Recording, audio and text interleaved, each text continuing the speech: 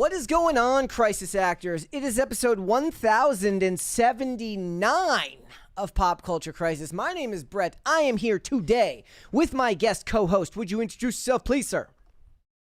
What up, dude? I'm so excited to be back on with you. This is my favorite show, my favorite place to be. What's up? My name is Mike Harlow. I have a YouTube channel, and I'm just, a ranty big mouth, I guess. There you go. Also, he's wearing a hat. Of course, I put a poll up because I saw people talking about it in the chat about what last time somebody was dissing the hat. That's what everybody hates my hat, which, I'm not saying they're wrong, but I need a haircut. It's no, so it's actually an inside joke. Like, if you look at our thumbnails for the show, you can find out what day of the month I got my haircut because I wear a hat like the day of that I go and get my haircut that right? night. Yeah, for me, it does that as well. So I have put up a poll, ladies and gentlemen. Do they like the hat or do they not like the hat? So far, 75% of people say they like the hat. So that's a strong vote of approval right there. That must be some, LA election votes. Those must have been the mail-in ballots. We got some mail-in ballots coming in at 3 in the morning, all delivered by Mike. Yeah. That's what it is.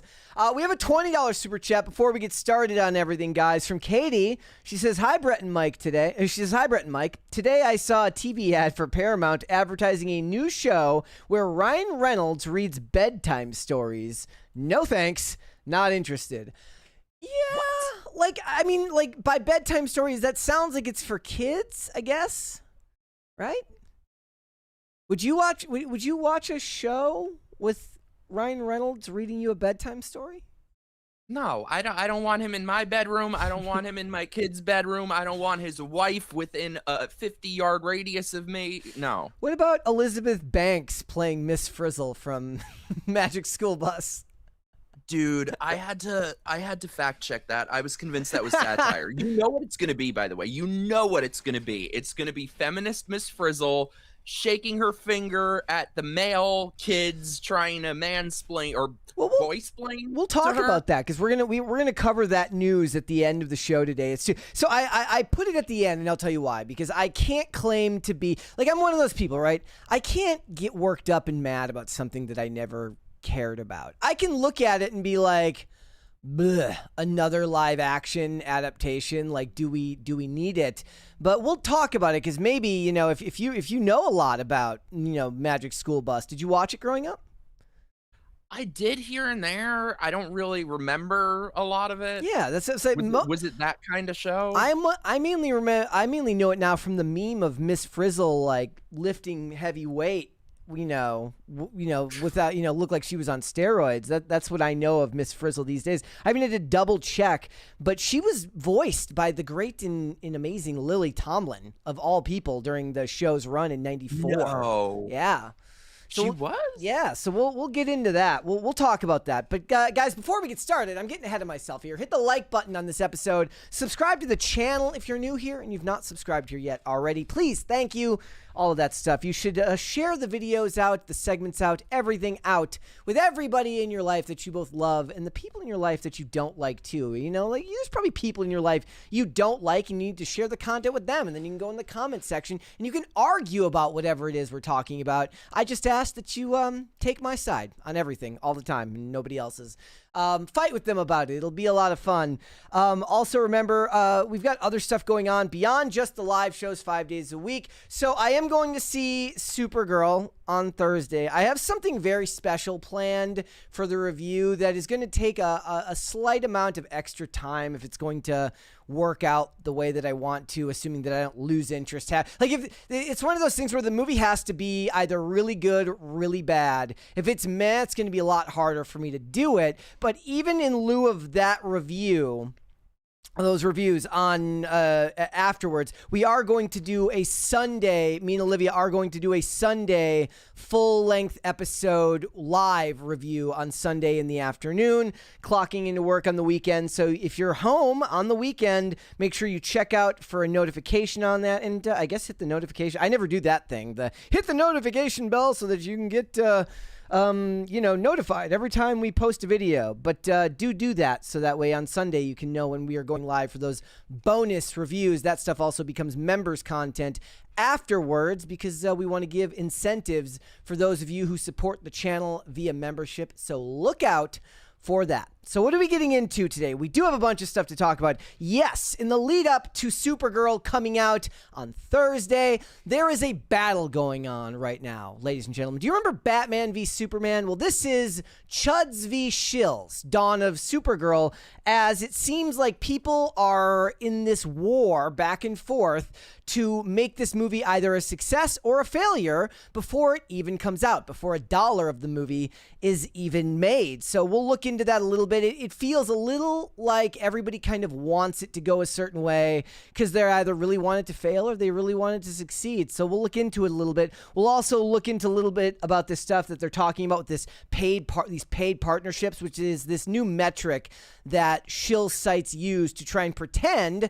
like the movie doesn't have to make as much money as it does to break even. I literally last night I was in the middle of IRL and they were talking about something. I sent a message to Valiant Renegade to talk about it to get his take on things. So we'll talk a little bit about that. We are also going to talk about Matlock. Bet you never thought you'd hear that in the year 2026.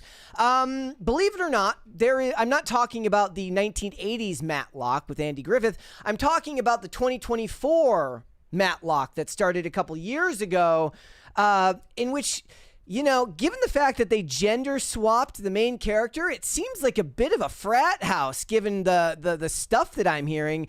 There is a lawsuit going on where a writer, like a staff writer for the show, is suing CBS over claims of racism and sexism on set, and it seemed like a damn frat house. We'll read through his interview and all of these claims, and also it's bad news for Mike today because LGBTQ plus representation is down in Hollywood, or so says the rap. Woo! I saw this down enough. So I saw this article, and you and I both know what these articles are like. I don't know if you ever have taken time to see like the stuff that's from like the USC Annenberg Inclusion Initiative, which kind of tracks the way representation looks in Hollywood. But I can tell you what the outcome of the report is before I even read it, which is there's still more work to do. There's always more work to do. What it's going to say. Yes. So we'll talk a little bit about some of the statistics there and some other stuff. We got a lot of stuff to get into. So if you're ready, we can go. Are you ready, my friend? Let's do it, Brett. All right. Let's go ahead and get started then. First and foremost, time to talk about Supergirl. Yes, the movie does come out this Thursday, or at least that's when I am going to see it. I believe there are Shill pre-screenings available on Wednesday, and there seems to be this massive battle to frame this movie as a success or a failure before the movie has even hit the big screen. So there are articles right now, either from a place like Cosmic Book News that's talking about the lower end of the spectrum with where it's going tracking wise, saying that it's now tracking on a spectrum as low as about $39 million. But then you also get this stuff on the other end. This is the thing that tipped me off to want to make this video, because I've seen people talking about this movie endlessly, and I've done my topics, whatever. I was ready to just wait and see for the movie to come out, but I thought that this was interesting. This is from Global Box Office. It says, Supergirl pre-sales have stalled a bit, but so far there is no sign that it could bomb. What an odd thing to say. Really? I mean, it's just an odd thing to phrase. It's a framing narrative to make people like, no, don't worry. This is a good investment. Go see this movie. It says the movie is tracking for $55 to $65 million domestic opening, with an outside chance at $70 million with great walk-ups, and $50 million if reception and walk-ups are not good. At this point, we only see a debut in the $40 million range in case of a toxic reception like Joker 2. Here's the thing. Deadline has already trended downwards away from that high end of the spectrum. What you're looking at now is probably something in the $45 to $50 million range. Now, they did spend a whole ton of money on marketing and have this, what they're calling evaluated marketing. I'll put it up here so you can see what I'm talking about.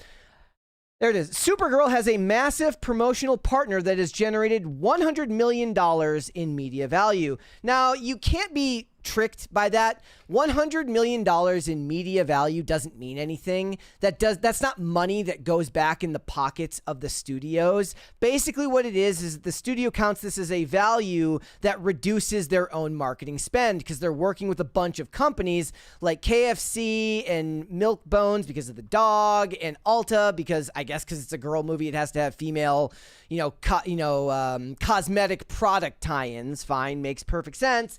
Whatever, they're already trying to shift the narrative in two fronts. One, that the box office isn't going to be as bad as they're saying.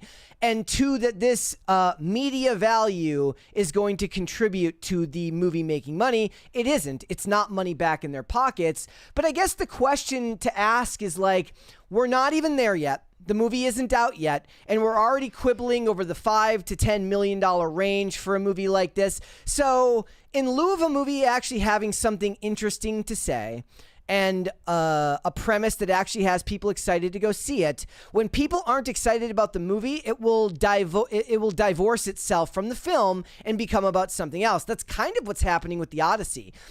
In a lot of ways, the Odyssey trailers haven't really grabbed people. Now the pre-sale, now don't get me wrong. It's not the same thing as this. The pre-sale tickets for The Odyssey are incredible. The IMAX screening ticket sales for The Odyssey are incredible. But for the average everyday person on X, the conversation left the movie entirely and became about the race swaps in the movie and separated itself from the rest of that. And just like the race swaps in The Odyssey, for Millie Alcock and the stuff that she's been saying on the red carpet, that's what's divorcing people from the material on X.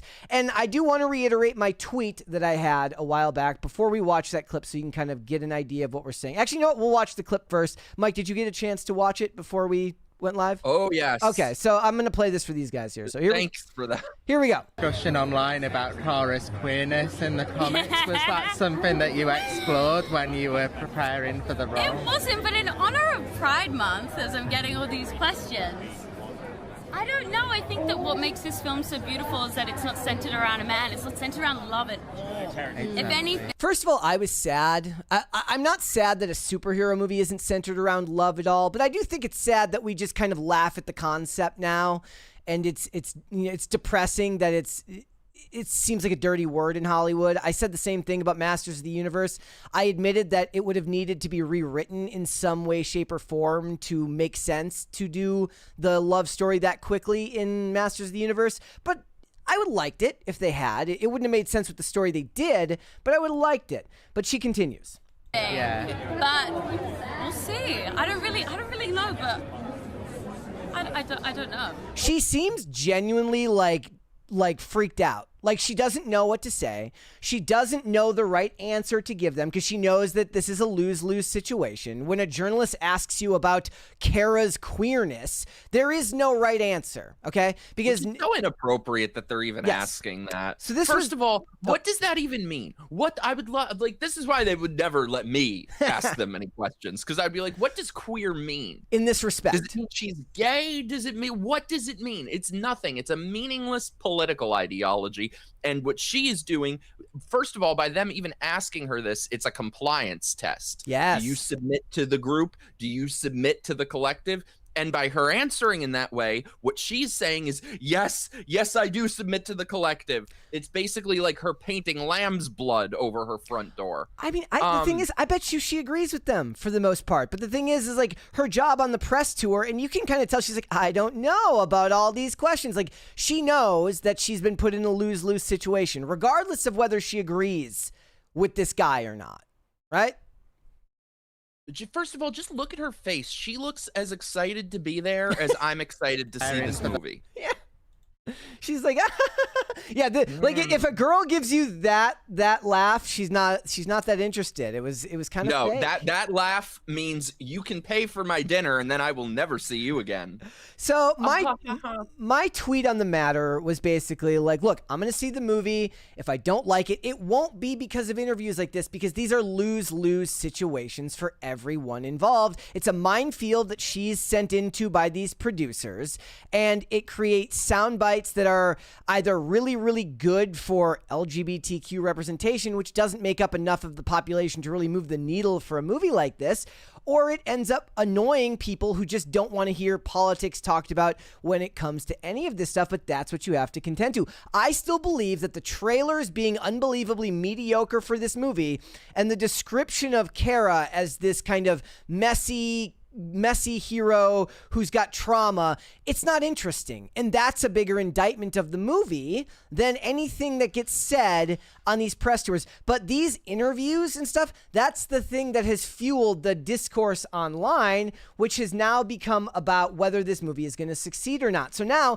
there's like a battle going on of people arguing about whether it's going to sell right. And they're using these charts based on seating charts for sales for the movie. So this one says, this is a fan first screening of Supergirl at my AMC. It's like 95% sold out. This movie is clearly going to be another James Gunn DCEU success as expected. And the top comments from Culture Casino, shout out, says a fan first chill screening on Wednesday to fuel an army of content creators will mark the film as a success. But this is my point. Then you go and then Bill Holt has a bunch of tweets covering this as well. He checked various screenings. They're not sold out anywhere. He says, he goes, so just to be sure, I had Grok check what is the biggest theater showing Supergirl in LA on Saturday night. So he picked what would be the height of the sales period, right? Saturday night's the big night, Friday night and Saturday night. Grok says the Regal LA, the LA Live in downtown LA, stands out as the biggest, most premium theater option for Supergirl on Saturday night. He says, I checked the seats on Fandango. Almost no tickets sold. I looked, there was like 7, I think. In some Guarantee of these, you Obsession has seats sold that night. This is the one. Okay, so this person here, Jimmy, says only 7 seats sold here. 1, 2, 3, 4, 5, 6, 7, 8, 9. Oh, I'm sorry, 10 seats sold for this one. And that was for a fan first screening. So that's for one of those ones that should theoretically be like for the diehards. The diehards are going to come out early to go and see it, and the ticket sales just aren't there. And it's like that, this became a whole meta online. And then the worst part was even the positive, like I tried to find positive and negative reviews of both because I don't want to give people the idea that it's just one or the other. I did see some positive reviews, but you can already technically discount the positive reviews because they're early screening access, which means you're going to be weary about what their opinion, whether their opinion was colored by the fact that they got early access to the film, right? So like you can't really take the audience opinion seriously until tickets go on sale wide and people can go see them of their own volition without getting early access. And even Grace Randolph says, how unfortunate. When you've lost Grace Randolph, it is a bleak situation. I am a Grace Randolph defender on this channel. No, you're not. Yes, I am. You're such a nicer person than I could ever be. I feel like you're just a nice, optimistic person. I am not. I wish I could do her voice is all. I wish I could do her voice. Same. It's like, I mean, I think if you get out a chalkboard and go like this, it should be similar. She's this tweet from Miguel says, I hashtag Supergirl and I don't know what that means, really think the movie benefits a lot from Millie Alcock's charisma, who is excellent, but at the same time, it felt like a case of the day story, you know, without many wow, impactful or memorable moments. I liked Momoa's Lobo, and I think that the villain also had its moments. Mixed feelings, but I'm still processing. So it's like they're trying to find a way around saying negative stuff about it. Now, to be fair, that's my interpretation of these early kind of comments about it. This one's kind of one and the same. It says, Supergirl is a beautifully gritty, visually striking cosmic adventure anchored by a powerhouse performance from Millie Alcock, who perfectly captures the raw vulnerability and fierce strength of Kara Zor-El. While the film shines brightest when diving into the somber depths of survivor's guilt and features a scene-stealing Jason Momoa as Lobo, it gets dragged down by a bland villain, an inconsistent emotional anchor in Eve Ridley's and incredibly frustrating, mood-ruining needle drops, which sounds like the humor is exactly what I expect it to be. Still, I found it a highly personal origin story inserted in a space western worth experiencing on the big screen. So there's 2 ways you can look at this now. So if I gave that review, which feels like something, have you ever heard the idea of the compliment sandwich? Do you know what the like, compliments say? Yeah, if you're gonna fire someone, Thank or you, if you and want F you. to, if you want to insult them, or you want to criticize them, you sandwich the criticism between two compliments. So that's what I feel like I'm seeing here. I'm seeing compliment sandwich because they don't want to come off bad because they're early access screenings to it. And maybe I wouldn't be so worried if it wasn't for the fact that you saw stuff like this about Supergirl having this massive promotional partner pool that is generating media value, in which people are talking about it as if it's generating revenue for them when it's not generating revenue. So media, this is what the meaning of it is. Media value is a marketing metric that quantifies the financial worth of brand exposure. It calculates what organic PR influencer mentions or sponsorships would have cost if purchased through standard advertising. It helps brands justify the measures for return on investment of non-paid or sponsorship marketing campaigns. The term is typically broken down into a couple of different factors, and basically the studio counts it as value and it lowers their marketing spend for it, because if there's any movie you want to lower the marketing spend on, it's the one that you're already not financially sure about. Well, I looked up their marketing budget. So first of all, the budget alone for the movie, 170 million. Yep. Then they apparently spent 70 to 130 million out of pocket on marketing. That's what, 300 million? Then movie theaters take half. Mm-hmm. So just to maybe break even, it has to make minimum $600 million. And this is why I am completely Team Chud. I am an ally of the Chud community, because I'm not like a comic book person. I have no horse in this race. My horse in this race is wanting quality films, which this is so clearly not. The politics that she's going on about are just like the cherry on top of it. What's the opposite of a cherry? What's like the I don't know. What is the opposite of a cherry? Would it be like a vegetable? A whore. Yeah, there you go. So it's like, if just to reiterate, it is not cash paid directly to Warner Brothers. In most cases, instead, brands pay for the rights to use Supergirl IP in their own marketing drives for their sales. In exchange, they generate huge promotional support by creating products that have their face on it, so they get the byproduct of that promotion. It's really, really depressing, and it just proves that we're just in a different era now. You're not going to have the same you're not going to have that same excitement on the big budget blockbuster stuff. Yes, you will get organic examples of this, similar to what happened with Obsession. Where even Backrooms, which, to be fair, didn't have anywhere near the cultural impact that Obsession has had. It had a bigger drop in week 2, but the discussion there was pretty organic. And it built off into a bunch of other things and created a whole bunch of discourse about dating and stuff like that. The talk about dating discourse as it relates to Obsession is proof of its cultural relevance. I don't think you're going to see any such discussions like that for this movie. No, and I wonder at what point these slop movies will stop getting made, because they will continue to lose money. I think people are really over this low quality stuff. The last Star Wars just bombed. This is going to bomb. These are going to keep bombing. Snow White bombed. The Masters of the Universe, they continue bombing. So at what point do they stop it? They can't realize nobody wants this. But the thing is they monetize. I mean, depending on the studio, they monetize in other realms, right? So Spider-Man is an interesting example of this, though he's actually not, because he's successful on both fronts, because his movies make a ton of money too. Like, the box office already looks like it's going to be ridiculous for the next Spider-Man movie. But Spider-Man's money doesn't come from the movies; it comes from the merch, from the toys. And the joke I always make is, like, to this day, I guarantee you stores sell as many pairs of Spider-Man pajamas for kids as they did 20 or 30 years ago. I don't see them selling many Supergirl jammies. I mean, we'll have to wait and see whether that ends up being plausible or not. But look, I'm gonna see the movie on Thursday. I will give it its review. If I like it, I will say so. If I don't like it, it won't have to do with Millie Alcock being asked questions about Kara's queerness, which just and toxic masculinity. Don't forget the toxic masculinity. For a person named Alcock, she seems very angry at men. Well, you think she'd like men a bit more. She's Australian, I think. Maybe it's different over there. I could be completely. Maybe she's from New Zealand. I don't remember. She's not American. All right.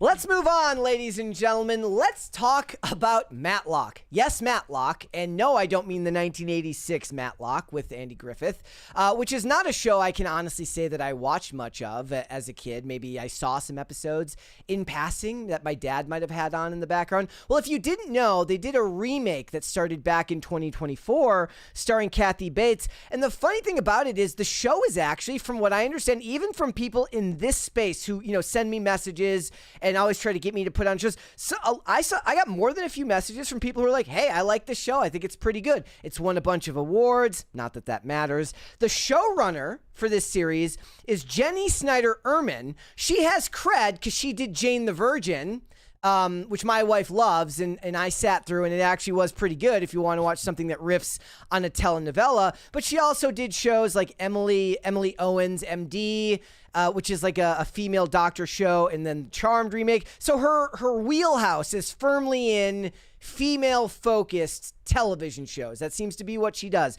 But for a woman who's running shows based on women, it seems like the production for this television series is firmly in the boys' club, much more like a frat, as it looks like CBS is being sued by a gentleman named John Lowe, who worked on Matlock from 2024 up until 2025. I'm sorry, 2023, I think, the beginning of the show, up to 2025. He did stuff for a show called Virgin River on Netflix. He has accused Ehrman, the showrunner, and producers Nikki Renna and Jeff Lieber of racially stereotyped comments about body and genitalia towards him and other black cast members, creating a hostile work environment, and claims that his termination from the show was a retaliation for reporting this incident. There was comments about his shoe size and race being well endowed.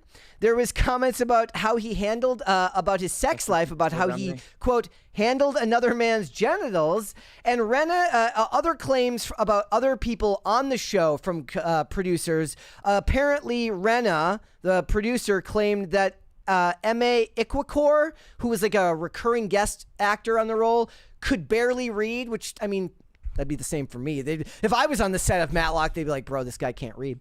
So at one point, apparently, Ehrman brought her dog in. Remember, this is the showrunner. Brought her dog in, and according to this guy, coerced her into keeping the dog for a year, saying that as long as he has this dog, he'll always have a job. Apparently, her kids didn't want the dog anymore and just pawned the dog off on this guy. I mean, that sounds like a good deal to me. Like, I get a puppy and job security, like win-win. So I'm gonna read.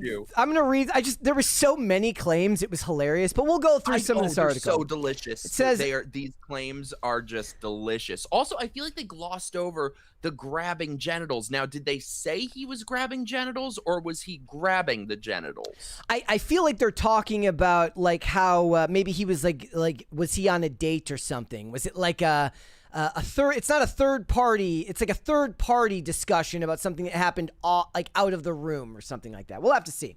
So it says the writer John Lowe alleges in a lawsuit filed on Wednesday in the California State Court that Matlock's showrunner and executive producers created a hostile work environment permeated by sexually explicit and discriminatory conduct. He was terminated after allegedly reporting the incident in which his supervisor referred to Juneteenth as... I'm not going to read that on air because I'm not, but you can imagine something that... Can you give us like... You can, it rhymes with June. I don't know if it's, you know. Oh. You get it. Boom. Look, remember, these are the people lecturing you, ladies and gentlemen. These are the people lecturing you about what is moral and proper in society when behind the scenes... Do you believe that claim, though? Probably. Honestly, yes. I do. You know why? Because I guess maybe is the argument supposed to be like because he filed a lawsuit, maybe he's making it up for clout. But you know what? We know that Hollywood is full of hypocrites who act one way in front of the camera and act a completely different way behind the camera. So yeah, I could 110% believe this. I just can't imagine any professional saying that ever, but you're right. They are hypocrites. So I don't know. So it says it's a vicious writer's room as a black creative, he said in an interview with The Hollywood Reporter. You're either treated like a threat or a pet. The lawsuit names CBS Television, the showrunner Jenny Snyder Ullman, and executive producers Nikki Renna and Jeffrey Lieber. I don't know if Nikki Renna is a guy or a girl. I imagine with the I, Nikki is a girl, but maybe I'm wrong. Oh yeah, she's your freaky Nikki. Yes, there it is. This is CBS's response. It's as corporate as you can imagine. We are committed to maintaining a safe and respectful environment for everyone and take all workplace complaints seriously. In this instance, a thorough investigation was completed, and we have found that we did nothing wrong. They didn't actually say that. We investigated ourselves, and good news, we did nothing wrong. Exactly. It says, we were unable to find support for his allegations. We look forward to vigorously defending this lawsuit. Lowe was hired as an executive story editor for Matlock in October of 2023 after a writing stint on Virgin River from Netflix. For years before that, he served as a casting department worker on several reality shows, including Survivor. He worked for Survivor. Oh, great. He's probably one of these people who ruined it. There you go. He's cast as a central figure in the lawsuit complaint against Renna and Lieberman. In the lawsuit, Lowe details a series of sexual comments aimed at him that were also meant to be racially demeaning. He was told shortly after he started that his shoe size and race meant he was well endowed. There was one of several comments. I mean, that's what everyone says about me, and I'm not suing. It's like I'm just sick of I'm more than just a sex object. We were talking yesterday about the story of Jamiroquai dating who was it? The lady from Stranger Things.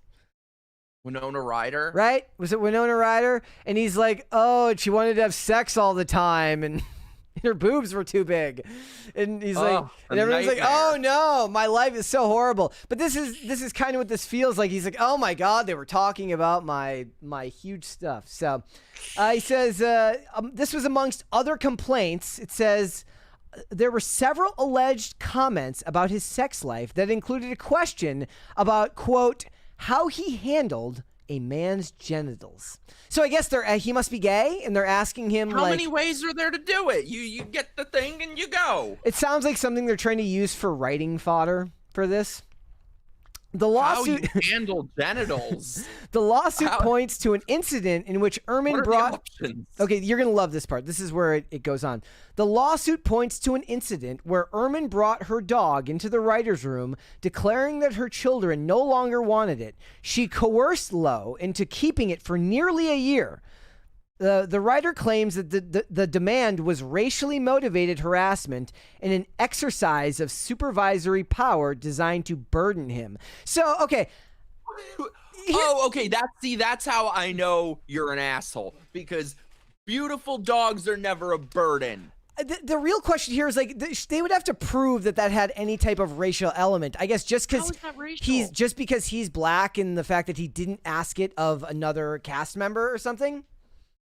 I'm sorry, another crew member? He was closer with it. Like, these people can only see things through everything is racial, everything is black and white all the time. And my guess is that both of these people suck. Yes. That's my very highly educated guess. These people all suck. Like, it is 100% fair to point out that, like, he probably felt like he couldn't say no, but that's still your job to say no. And then leave if you're uncomfortable with it. But it doesn't sound racial. It does sound like an imbalance of power because that's the lady in charge and he feels like he can't say no. But I would love to. I have 17 angry cats. Unfortunately, I can't. Exactly. But also, like I said, I get a puppy and job security. Great. Like, any future employers, feel free to offer me a dog. Yep. The racially charged comments allegedly reached the cast. According to the complaint, one on occasion, Renna allegedly stated that M.A. Iquicor, a black recurring cast member, can barely read. In another incident, she allegedly called Lowe late at night and told him she was in bed wearing only her underwear. I believe that. I believe that. Why the hell? I could see this chick doing that. Why the hell would you reboot Matlock when you could just make a show about this writer's room? It would go. It would be the best thing. It would be the most popular show on HBO. Just hire Sam Levinson to make it. Screw that. Hire us to make it. Says the situation reached a boiling point in June of 2025 when that's when we get to the Juneteenth stuff there. He says, I had prayed for this moment to be on a Paramount film set, says Lowe, who adds that he spent the subsequent work week crying in empty sound stages. She said it on purpose as a way of letting me know that she owns me to a degree. So he believes that the comment about Juneteenth was said as a form of like saying like, I'm going to say this absurd and racist thing. There's nothing you can do about it. It sounds like he's like overboard and just like, not to say that what these people did was right, but the Juneteenth one seems to be the only one that seems racially motivated. The rest of it, I'm very skeptical. I mean, of look, that I claim. guess like all the other comments just sound like generic like jokes and like which are half compliments. Oh no. Like, oh no. I get it. Different people have different boundaries for this type of stuff. And honestly, like the average person out here isn't going to care about this type of thing. But it's the hypocrisy that will bother a person, right? They talk about themselves like they're paragons of virtue. They talk about themselves as if they're lifting up minorities and women and all of these people that they believe are underrepresented and underprivileged and all that stuff. When behind the scenes, they're just as You know, it's like what they say. It's like Trump's comments, locker room talk. But which they pretend to be so outraged by. Oh, they've never heard such a thing. It's terrible. God, these people, I would not last 10 seconds with these people. I would be sent to HR Guantanamo. Like, God, if these people heard the things my friends and I say to each other, the most horrific things imaginable, which is love, but it's like you're not allowed to do that. There's not allowed to be any sort of jovial working relationship or anything like that, because there's always HR hanging over your head. There's always the impending lawsuits hanging over your head. Yeah. It sounds like to me, like, first of all, like I said, all these people are insufferable. However, she sounds to me like she was trying to shtup him. I think she's got jungle fever. I think the white liberal chick that wants her black man, she wants her BBC. That's what they call it, BBC. And so I think she was trying to shtup him, and he had to make it racial, so he had to throw a racism into there. The I like the joke that's like me talking to the HR manager because he heard the joke I told, so that was so good that he wanted to hear it himself. What? The idea, you know, it's like you tell a joke to somebody at work, they report you, says the HR manager says they want to hear about the joke you just told. Not because it's actually funny, but because it's offensive to them. That's what it feels like in this respect, is that he didn't know how to handle worry. You know, and the thing is, it's Hollywood's own fault because they've fostered this environment of being like really, really progressive. So then when really, really progressive people get hired, they're shocked to find out that the average person who, you know, and the funny thing is, it's not like that means that this person is a conservative. They're probably just a generic liberal who also has a sense of humor and doesn't realize that the people that they've kind of wooed to their audience, or at least to the people that they're hiring, they're not going to stand for that because they actually are progressive. This is the culture that they have fostered, this sort of surveillance culture, this HR Karen culture. Everyone's the hall monitor. Everyone's Karen. Everyone's monitoring every joke you tell, every little word you say, every breath you take. So, you know, these people are reaping what they sow, or sowing what they reap? I think he's technically reaping what they sow. I think the studio is reaping what they've sown in this case, because they're the ones who have fostered the progressive image, and everyone believes that they're these great, you know, virtuous people. And we find out after the fact that perhaps that's not actually what it is. And it's funny too, because the show is successful. Like, the show is very successful. Like, a lot of times these reboots that are like gender swapped reboots end up, you know, bombing. This is one that has been very, very successful, and it's kind of pointed as that example. Kathy Bates can do no wrong to me. Big Kathy Bates fan? But also, what's that? Big Kathy Bates fan? I'm a fan of Big Kathy Bates. I'm a fan of Ozempic Kathy Bates. I love all my Kathy Bates. However, what I was going to say, I'm sure that I've ranted about this before. However, I keep coming back to the fact, let's not forget that at the height of Me Too hysteria, Netflix, for instance, instituted a policy where men and women cannot look each other in the eye for longer than 5 seconds. I never heard. I swear to God, that was a real policy at Netflix. Can you? So again, this is the culture that these people created. You wanted this. Now you made this bed. Now lie in it. I never heard that story. I never heard that. Oh, I thought I'd ranted about that a bunch. No. Yep, that was maybe 2017 or something. Men and women on set cannot look each other in the eye for more than 5 seconds. Okay, maybe I do remember that actually. And look, this isn't the. I'm like, you would think it's fake. You would think I'm making it up, but it's a real thing. So it's like, you people wanted this culture. Now live by the sword, die by the sword. And this isn't the first black marker like stain on the show's reputation. There was also this from 2025. No, I was like, didn't even think about it. I'm gonna sue you for your racism. Yeah. You just said it's a black mark. I said, it was funny. I was talking to Olivia the other day. I said, anytime I say something funny, it's never intentional. It's always like, it's always one of those ones where I'm like, yeah, it was on purpose. I never managed to actually be funny on purpose. Matlock actor David Del Rio fired over alleged sexual assault. So it's been going on for a while. Troubled set over there on Matlock. I wonder do we know what the allegations are? Oh, this was like a year ago now. He never got his job back. He was definitely going to fight it in court, but yeah, they Did he grab the buttocks? I don't know. It says the boobies. Hours after Deadline's report was published, Lewis posted a photo of her and her mom on Instagram with her caption, "Mama's here. We're moving forward in love and strength. I'm in good hands." So I don't know whatever came of this, but he never got his job back. That I know. I just using it to point out that there was more than one allegation against this show over just the last couple of years. It's only been around for 2 years. How are you going to make it? They need a show about the behind the scenes of this. They seriously do. NCIS is on like season 25. Can you imagine if it was like Matlock from season 1 to season 25?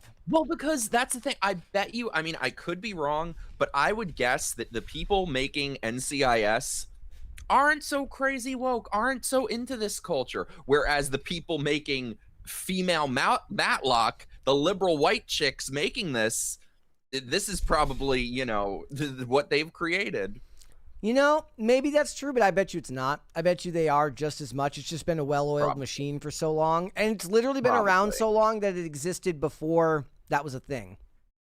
But we know liberal white chicks are at the top of the insufferable pyramid. So I just love the fact that wherever they go, dysfunction follows. My favorite thing about watching old episodes of NCIS is to find now that everybody is arguing about Israel and Palestine, my favorite thing is to go back and find old episodes that are all part of like the neoliberal neocon like Israel baseline back then about Hamas about Hamas terrorists and stuff like that. And because the Ziva's a Mossad agent. So the show is very pro-Israel because at that time, the U.S. government and the people running the show, they were pro-Israel. Now, I don't know if they would even do that now. I haven't watched the show in years, but it would be interesting. Oh, please. Now they'd have burqas and what are they called? The Palestine scarves. The keffiyeh? It would be interested to see like what it's like nowadays, but I don't want to wade through enough of it to find out whether they talk about it. But they definitely did talk about it in the earlier part of the show, and it wasn't ever framed good or bad, just what the U.S. interests were at that time. Can you believe this is how much of a dumbass I am? I used to own multiple neon-colored Palestinian scarves, and I had no clue. Wait, I thought they were just cute scarves. So, like, did you own, like, tie-dyed Che Guevara shirts or something? No, I wasn't that bad. I just had no clue. I thought they were just cute scarves. I didn't know I was inadvertently a Hamas hoe. Did somebody tell you at one point? They're like, oh, yeah, you're down for the cause. No one told me until years later. I found out, like, last year. Okay. I'm smart. Look, that's a lot of people wear. Do you remember that story of the guy who was wearing like a Triumph motorcycle shirt and a guy like hit him because he thought it said Trump on it? You got to be careful what you wear these days. It's dangerous stuff. All right. Let them come at me. I'm armed. I'm trying to get my hands. I'm trying to get on the Matlock set and see what's going on. I'm trying to have them let me in on that. Just to Can go we and can we hang out. break into the Matlock set and report our findings? Maybe they do like one of those like press visits. Win a day, win a set visit for a day. Like Brett, we got to make this happen. We got to find a way. Anyone watching who can get us invited to the Matlock set, we will do a full investigation. Be like, okay, which way are the racist jokes and which way are the sexist jokes? I'm going towards the sexist jokes first. And which way is the genital grabbing? Yes. Yeah. All right, let us move on. Let's do the cue to the day. I don't do cringe of the day on the days when Mary's not here, so you're going to have to deal with that. Sorry about that. I'm sure you guys absolutely I'm your cringe of the day when she's not here. Cringe. Oh, well, there you go. All right. Cue to the day. This is very cute. Hold on. There we go. Oh. Look at that kitty. It says, my trailer park rescue, Marvin, named after the loot robots in Apex Legends. As you can see, he loves to scratch records, just not in the cool DJ way. I got him 2 days off of nursing. He was filthy and crusty with crusty eyes, but he's quite handsome now. Oh, he's so handsome. That's a very good looking cat. He's dapper. Let me see. And that tool from Matlock would say he's a burden. Yeah. Let me do one more here. And this one from Benji. This is Benji. He's a handful, but he's also my joy. Oh, look at the face. All right, let us move on then. They're all very distinguished gentlemen. There we go. Let's move on, ladies and gentlemen. So, as you guys know, in Hollywood, one of the most important classes of people, it's not the acting class, it's not the producer class, it's not even the director class, it's the activist class. And those are the ones who decide where Hollywood needs to go. It's studies like the USC Annenberg Inclusion Initiative, where every year they take a snapshot of what Hollywood looks like. They follow along the lines, they watch all the shows, they watch all the movies, and they take down to the number the amount of minority characters of different races, different genders, different ethnicities, different whatever, all of that stuff, and they decide where Hollywood should be going. But right now, the problem is, according to GLAAD, 41% of the 489 LGBTQ plus characters on television from 2024 to 2025, they're just going to vanish this coming year, like after the Thanos snap. That's what I was gonna say. It says Trump is Thanos and he snapped. He's Thanos snapping him out of existence, and that's something they actually they reference in this article, that the White House's position on DEI informs these decisions, right? That they roll back these roles for that reason. Because of cancellations like shows like Boots, which is apparently a gay military drama, The Burrows, Heartstopper, and then, of course, Brilliant Minds, which was apparently, this was what they said, the first broadcast medical drama with a gay lead. Oh, God. Thoughts? First of all, they're full of it because Heartstopper is a huge hit show. It was always intended to end. They extended it with a movie because it's such a big hit. Well, no, okay, so they're not about? making claims of why the shows were canceled. They're not saying these shows were canceled for nefarious reasons. They're just saying whether because of low ratings or because they're naturally coming to an end, that they are ending. But I still think they're being disingenuous because that's the implication. And that show was always intended to end because it's one of those shows that's like very popular, so they end it while, you know? Yeah. I mean, look, I don't know. I actually, I think for the most part in the article, they just refer to those points as the fact that these shows are coming to an end. The overall framing is that, which is that all of these things seem to be ending at once.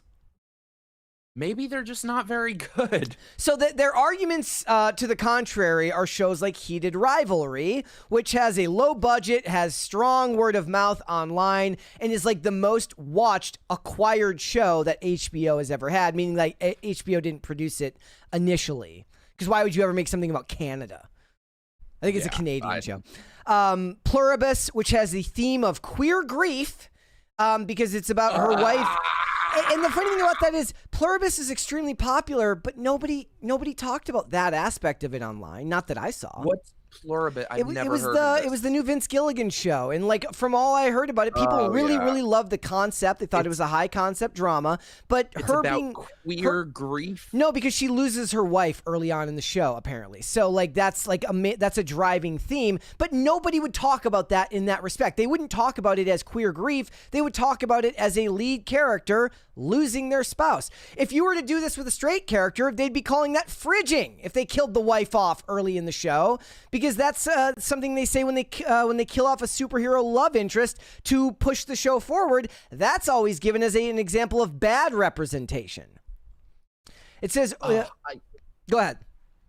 I can't with this. So first of all, I avoid all of these shows they mention. However, I guarantee you every single one is just based in identity communism. These are identity shows with identity characters. These are not characters. Whenever you tell a story with good characters, a good story, and maybe the characters happen to be gay, people take no issue with that. Do you know how many burly straight guys I know who one of their favorite movies is The Birdcage? Because it's just a great story with great characters. It's not the queer movie, the queer characters. Yeah. There's this movie out now that I have less than zero interest in called Leviticus, which, by the way, if you look up that title on Letterboxd, there have been 15,000 movies with that title that are all about the same thing. I have not seen one bit of marketing for this movie that doesn't say queer this, queer movie. Which, first of all, they're gay characters. I don't know how everything became queer. But second of all, I've not seen one person call this a movie, call this characters. It's the queer movie. And the thing is, it's, of course, just another story about identity-based victimhood. They get sent to conversion therapy and everyone's homophobic. That is not a story that's relatable to 99.9% of the population. That's a story that's not relatable to 99% of gay people, let alone everyone else. And then they can't imagine why it bombs. So one last thing, and then I promise I'll stop ranting. No, keep ranting. The important point to note is that GLAAD, the Gay Defamation League, for years has had a representative in every writer's room for every TV show with a gay character. So the reason that we're seeing such an agenda being pushed and we can't just get normal, interesting characters who might happen to be gay is because we see exactly what they want us to see. We see what they are paid to push. It is very deliberate. And so I'm glad people are rejecting it. They act like this is supposed to make us, like this makes us feel seen. No, it makes us want to hang ourselves. Do you, is there any show that they've ever made that does put like representation at the forefront of its marketing that you've actually enjoyed? No. Can you give me an example of a show that has it in it that you really like but doesn't focus on it entirely? Well, that's the thing. I think immediately saying representation, that tells me that this is an agenda being pushed. It's not about characters. It's not about the story. That really is my definition of woke media, is it replaces story with ideology and it replaces character with identity. And that's what all these do. Ones that don't on TV, God, I'm trying to think, are there? You'd have to probably go way back. Like as far as shows or movies where the characters just happen to... Birdcage. Okay, I mean, that's back like... I'm trying to think of what else. I did love Call Me By Your Name. Okay. It's a little weird. Okay, then give people an explanation. Why did what were the characters like in that, and what made that better than something that puts it at the forefront, that puts representation at the forefront? I don't think the word gay or queer or any of these is even mentioned once in that. Honestly, that's usually a better indicator of like the So the funny thing was, like, when I was talking to somebody like the other day before IRL, and because we have to talk about AI, and I hate talking about AI more than anything in the world.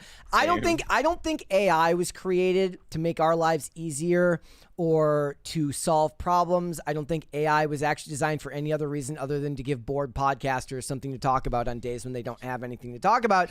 But I was pointing out that the benefit, like, because we were talking about TV and I was talking about person of interest, of course. And I mentioned how little the word like AI isn't said almost at all in like the first 2 seasons. Very, very rarely, even though it's a show that has a basic premise around the concept of artificial intelligence. Like if you're constantly saying the words out loud, it's because you don't understand the material well enough to actually tell a story that doesn't get past the ham-fisted sloganeering that comes at the front of something like that. So what was it about that movie that you really, really liked? It's just a love story. It's relatable.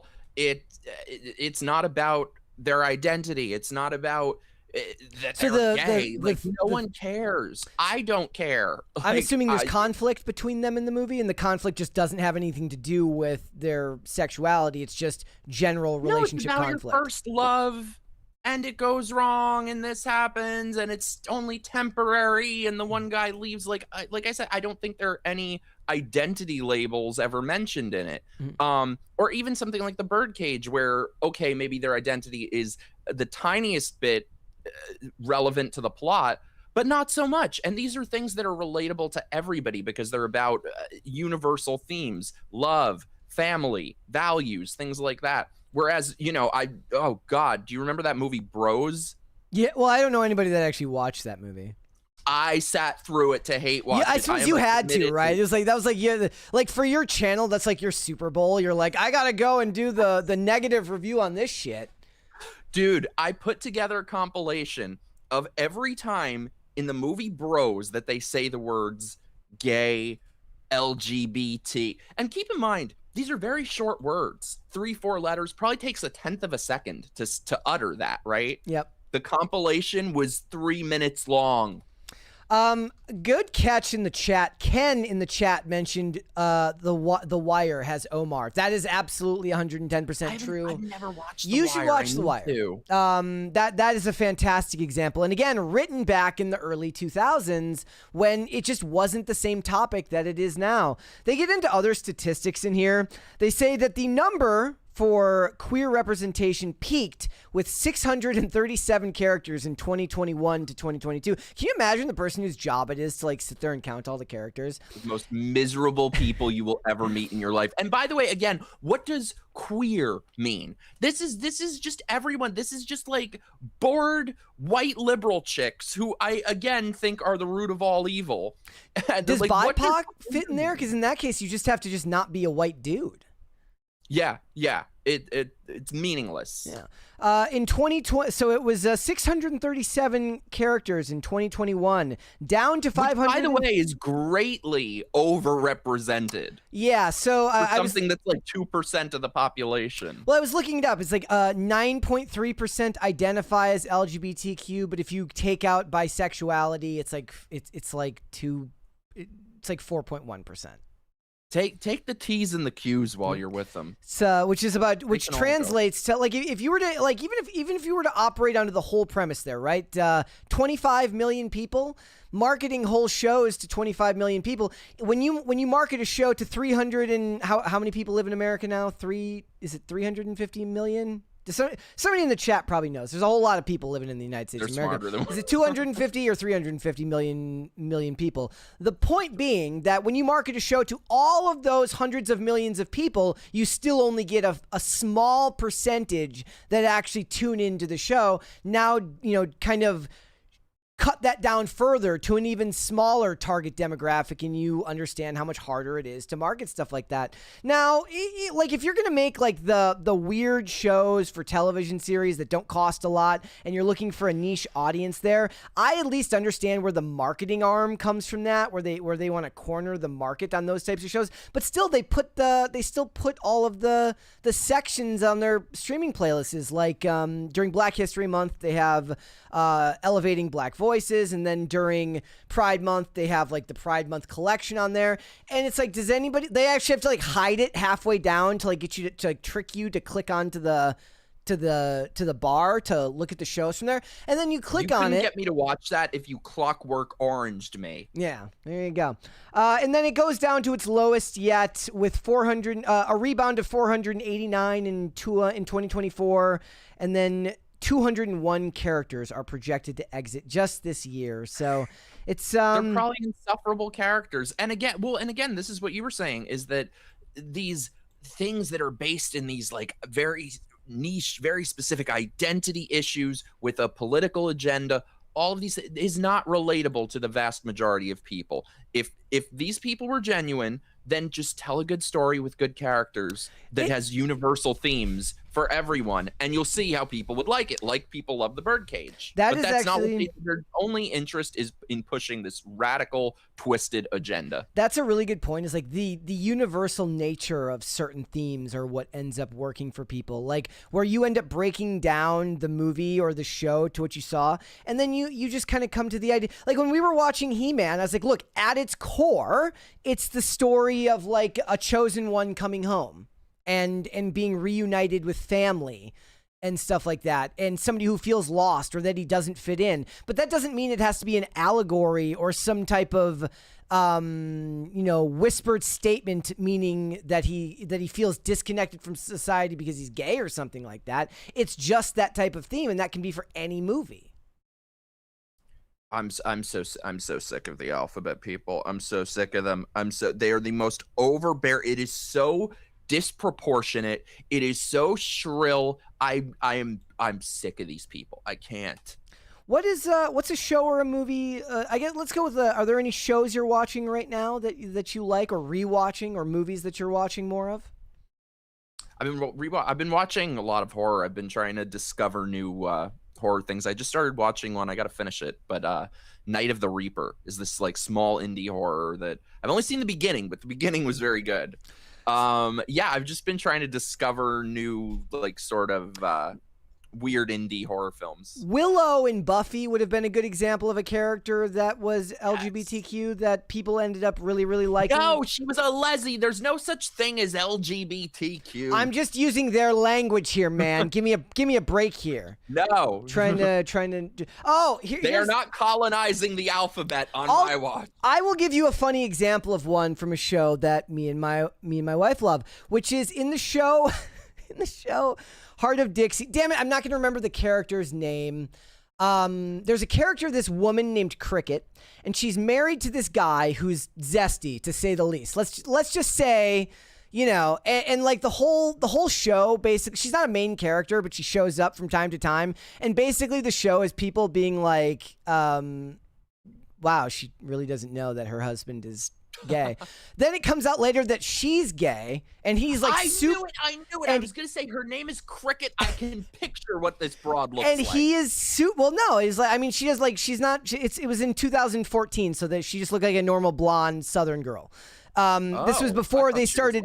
No, this is before they started coding like people via looks and stuff like that. And the guy ends up being super straight, who's just like into all the women. It's like a don't judge a book by its cover thing that it was supposed to be in a show like that. And if you want another example of how Hollywood has kind of turned these things into its own marketing arm, like for the actors, where they've been incentivized to want to do roles that involve playing gay characters because it's good for their resume. That's kind of what happened after Brokeback Mountain. I remember in Graceland season 2, if anybody watched that show, which people have heard me sing the praises of endlessly, at least I've sung the praises of the first season of the show. One of the characters in it is played by an actor named Manny Montana. And they did a thing where like every season they would ask the cast members, like, what's something you'd like to see your character do this season? Like, to give your character an arc as a way of incorporating the actors with the writers so that they could write plots for the characters, which I think is fair, right? That's something you might want to do. And he's like, I want Johnny to kiss a dude. That's all he said. He wanted his character because he thought it would look like good for his acting chops. I genuinely cannot fathom how absolutely insufferable all this is to straight people, because if this is so repulsively off-putting, so deeply and viscerally off-putting to me, I can't imagine how the average person feels. I'm sick of this shit. I'm not gonna lie. They're like, because I watch a lot of like procedural-ish television where the actual characters don't end up getting a lot of backstory outside of maybe the main character. right? Like the main character of the show gets a good amount of backstory, but everybody else is kind of just there to serve the main character's story and the case of the week for whatever you're watching. And that's fine. I think that's a structure, that's a format. I think it's what people actually want these days, given the fact that nobody wants this 10 episode bullshit. Every episode's 2 hours long. But there are actually, if I'm going to be completely honest, there are a lot of characters that end up in those shows that end up being gay, and nobody cares because it's not a storyline. Just like they don't make it about how the main character is straight, they don't have to make a plot line about how the gay character is gay because it's not important. Like theoretically, if you're doing life correctly, your immutable characteristics and your sexual preferences should be the least interesting thing about you. But that's the thing. That's why these people are such hypocrites, because you have to pick one. Either you're normal because you're gay or you're special because you're gay. You don't get to be both. Yeah. All right, let's move on, ladies and gentlemen. We've got more stuff to get into today. Let's talk about Madonna. Speaking of gay, let's talk about Madonna, ladies and gentlemen. Madonna says she had a falling out with Universal Pictures over the budget of her biopic. We are not going to get the Madonna biopic, and I know that is just bothering everybody here today. They're just frustrated. So this is what they wanted it to be. This was the elevator pitch from the movie. It was supposed to follow Madonna from her humble beginnings in Michigan through her artistic coming of age in New York City in the 80s. The movie would have led right up to the 1998 release of Ray of Light. So basically, like, and let's be real, this was basically shelved in 2023 and it's just kind of coming out now. But it's a really big deal because Michael is about to hit $1 billion at the box office. Michael has been very, very successful. And I think the Universal executives were just like, nah, you're not Michael Jackson. Oh, somewhere right now, that sound you hear is Madonna putting a hit out on Brett. Oh, she would not like that. I don't think. I'm not suicidal. I have to put up the sign. Yeah. I'm not suicidal. Did you ever hear that speech she gave? I think it was like the Aretha Franklin memorial, and she just made it all about herself. Of course. No. What was she talking about? When I moved to New York, I did this, and my apartment and my car and this and that. And she goes on for 10 minutes. And then the point eventually is, oh, yeah, and there was an Aretha Franklin record playing anyway. But no, I think I'm thinking of another narcissistic speech she gave that she was talking about. Michael is gone. David Bowie is gone. Prince is gone. And I'm still here. That would have been, like, synthesize that down. That would have been what this movie would have been. 2.5. She needs to make an alt-reality version of her biopic where she takes out hits on all of them so that she can be the last one standing and make herself the villain. And I'd watch that. I would watch it. Then at the end, it's just like Planet of the Apes, where it's like the Statue of Liberty is all that. It's like a wasteland with a cone bra and a record album, and then you see the Statue of Liberty, but it's Madonna with her giant Botoxed head. Oh no! And the thing is, by then we will have AI robots, and they'll all move really rickety like she does when she's on stage now. So the biopic was in production in 2021. Here's the real rub. So the Michael Jackson movie was directed by Antoine Fuqua, right? If I remember correctly, very, very well-known director. Madonna wanted to direct her own biopic. And if I'm Madonna and I'm demanding a massive budget for my movie, because that's why this was shelved. It was shelved because they didn't want to give her more money to make this movie. If you're Universal and you're not stupid and you actually know how to spend your money, you're going to be like, okay, maybe we give you that budget, but we're not letting you, who's not a director, especially not a director of big budget movies, direct your own biopic. It should be illegal to make biopics about people that are still alive. And it should be an even more punishable offense to direct your own biopic. Jail time. That ought to come with jail time. Like, the only way you should be allowed to direct your own biopic is if you agree to make it as unflattering to you as possible. Oh, you think she's going to do that? No. Please? This movie would have been... Can we just go through what it would have been? It would have been Madonna invented music. Did you ever see her Super Bowl where at the end the dancers spelled out world peace? That's what it would have been. It would have been a combination of that and her narcissistic speeches. She's trying to like Michael Jackson pushing the gun down. Well, I mean, in fact, the funny thing is now that I think about Michael Jackson, one of the best barometers you can have about how people feel about celebrity culture is that if they tried to make We Are the World today, everybody would be like, fuck you. Like, fuck you, rich person. You know, go save Haiti yourself. Go save whatever country is on fire right now yourself. Don't make a music video about it. But back when We Are the World came out, it was a huge deal. I think because it was just a different time. It was a different political landscape. It wasn't like having everything shoved down our throats all the time. You know, it was sort of unique. So it was going to be written by Diablo Cody. That at least kind of makes sense. The lady who did Juno. To do that. Has she written anything good since, though? I have no idea. Maybe Jennifer's Body. I was going to ask who did Jennifer's Body. Was that Diablo Cody as well? That was her. Yeah. But that was still a long time ago. Okay. So, like... Even Jennifer's Body, like a Jennifer's Body version of a Madonna movie would be funnier than this.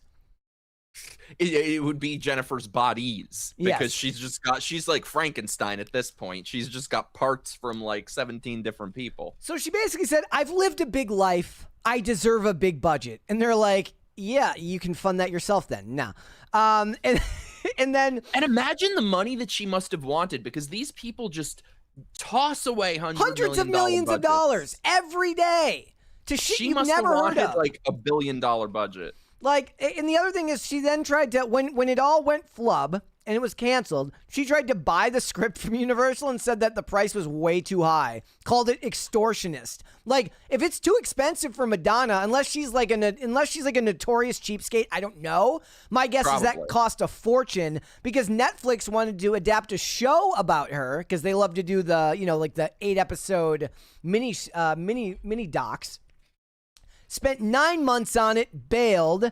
Julia Garner was not attached to the Netflix version, but she was attached originally to the movie. She tried to compromise with Universal, and it's like, look, we'll shoot in Siberia. And Universal's like, we don't think you'll do that. They just basically said, you won't. This is a Matlock situation. It is. Screw the movie about Madonna's life. I want the movie about Madonna in Siberia making her own life story. To me, that sounds like the greatest movie of all time. Just make a documentary. This is what she said. Maybe they just didn't believe in me, Madonna said. One of their first reaction was, we don't believe you'd stay in Serbia for more than 4 days. And I said, did you read the script? My whole life has been about survival. I'm not going there for a holiday. But anyway, I was in limbo when that fell apart. And then Netflix reached out to make a series. That was a whole other long process. I couldn't use the script I had with Universal unless I bought it from them for their extortionist price. There you go. Gee, extortionist price, you don't say. I mean, I'm not going to lie. She must have asked for an insane amount. Like, I guess I haven't done any research. I imagine that Universal is still pretty much like all the other studios and that they give out way too much money to make their movies. Maybe I'm wrong about that. Somebody could maybe fill me in. Maybe Universal is actually really, really measured with how they hand out money. I don't necessarily think that that's true. Like $500 million on Wicked. Oh, there you go. So if the money that they're spending on those things is any indication, she must have needed $750 million to make this movie. And I'm sure they happened to notice that if you've seen Madonna over the last couple years, not just talking looks-wise, she maybe, possibly, potentially appears to be under the influences of many, many, many substances. I mean, I don't know I think black magic is keeping her alive on stage when she's on stage. She's fair. Is she alive? But I will give her credit, though. The last two things that I've seen, she draws a crowd. Like, people show up for her. She's not... I don't know why. She's not unpopular, so you can't say that. But it's almost more of an indictment on that many people's tastes. Where it's like, now it's fair to point out that anything can look bad clipped out of context. And I think that's true of most things. Like, something that looks silly in a 10-second clip doesn't always look silly to somebody when they're watching like a full performance of something. Whatever. It's fine. But if it's any indication, she still wants to tour. So if I were her, I'd be getting in the walker and like working on the movie. Or maybe just get sober. I mean, every interview I see of her, she is high off her ass. And I don't mean like normal celebrity high. I mean, this bitch is living on planet Zoloft. And she's mixy. She's probably got 10 different things that she's on. We got a $20 super chat here from Pop Culture Junkie. Thank you. He says, I need to defend Pluribus. It's essentially a sci-fi show, and that one person on Earth who does not have a brain under the control by a worldwide mind control virus, the death of her partner, not the prime story arc. Yeah, I mean, that was my point. That's what I said. I said the article framed that as queer grief, which is just a weird way of saying that she's a person who's had something bad happen to them that they feel grief about. It's a great bit of backstory for a character that has a completely different inciting incident, right? It doesn't have to entirely center around that. But the thing is, that doesn't matter to GLAAD. They're including it in there as if it's the most important part of the plot, when theoretically you'd use that more as an example of how to integrate that type of storyline better into the show, less about the identity, more about whether or not the actual story makes sense and is engaging. And that story has to have nothing to do with identity politics. No, I haven't seen it, so I didn't know anything about it. But from what you've described, it's like, no, that's what I want. Yeah. I want characters to just be characters. I don't need to hear about all your identities and your, I'm sick of it. No, but this sounds like one of the good ones. Yeah. So glad to hear it. All right. In general, Madonna, I can't say that a Madonna bio. Is there an, I will say, I'm not a biopic person. Everybody knows I'm anti-boycott. I boycott boycotting, but with you. I'm mostly boycott on biopics because I boycott for my own sanity. I just don't care, especially music biopics. I would watch a Prince biopic as a Minnesota native, probably. I would hate watch the hell out of a Madonna vanity biopic. Because you know it's going to be ridiculous. You know it's going to be like one scene, she's in a cab across the bridge going to New York, and she has 10 cents in her pocket. And then we cut to the next scene, and, you know, she's dating her agent, her manager, the radio station, the mayor. You know what? It seems like there's only two classes in Hollywood. This is what I've realized. And we talked about this yesterday because we were talking about Olivia Wilde's stolen valor by claiming that she was like the nerdy girl in high school who nobody liked. And then like we literally pulled up pictures. She was literally a cheerleader. So it's stolen valor. Everyone wants to be a victim. Everybody, well, they want that story of like, you know, everybody said I couldn't do it, but then I did it because it sounds great, right? It's like, who said blondes can't become astrophysicists? Well, nobody said that, but you get the point. For Madonna, she kind of falls into that category where it's like now, it doesn't feel like there's ever anybody who's like, you know what? I came from a middle-class family. They kind of helped me out, and I got my start in Hollywood. It wasn't easy, but it happened. You're either somebody who came in with $5 in your pocket and scraped from the very beginning, or you're a Nepo baby. Those are your two options. And both sides want to pretend like that, you know, the one side, the people who come with nothing in their pocket want to talk about it because it's a great backstory. And then the nepotists want to talk about their leg up as if it doesn't matter at all. Oh, and the ones who say, oh, they were bullied. You know who I can't deal with is Lady Gaga. I don't believe a word of her backstory. Oh, I was just so weird and so different. She looks like a typical Long Island chick when you see her back in the day. Oh, I was bullied and I was victimized and no one. Which, by the way, side note, I guarantee you, in the Madonna movie, the like big event of the movie is the day Lady Gaga comes out, and that's like Madonna's 9/11. That is like no, because the third act disaster. I think they said the movie ends in 98, so that'll have to be during Madonna. That's why it ends in 98. That'll have to be in Madonna 2 Electric Boogaloo when they make the sequel movie about her. But I can't with these, and then I can't with these feel. Oh, I was bullied and I was this, and then sometimes I'll occasionally, once in a while, encounter someone who tries to pull that out of me or push that on me. They're like, "Oh, were you bullied growing up?" I'm like, no, I'm like, if somebody tried to bully me, they tried once. I just don't like. I don't even remember. Like, I was so divorced from that. Like, I don't actually have a whole lot of memories of like when they say bullied, I'm assuming they mean, I guess, junior high and high school. In which case, like, why are you still thinking about it? Like, move on. Right. But like, I don't, because they need that hit of victimhood, that sweet, sweet victimhood. I don't have any strong memories of high school at the actual school because all my time was spent skating. So maybe it's just because I was doing something else with my life at the time.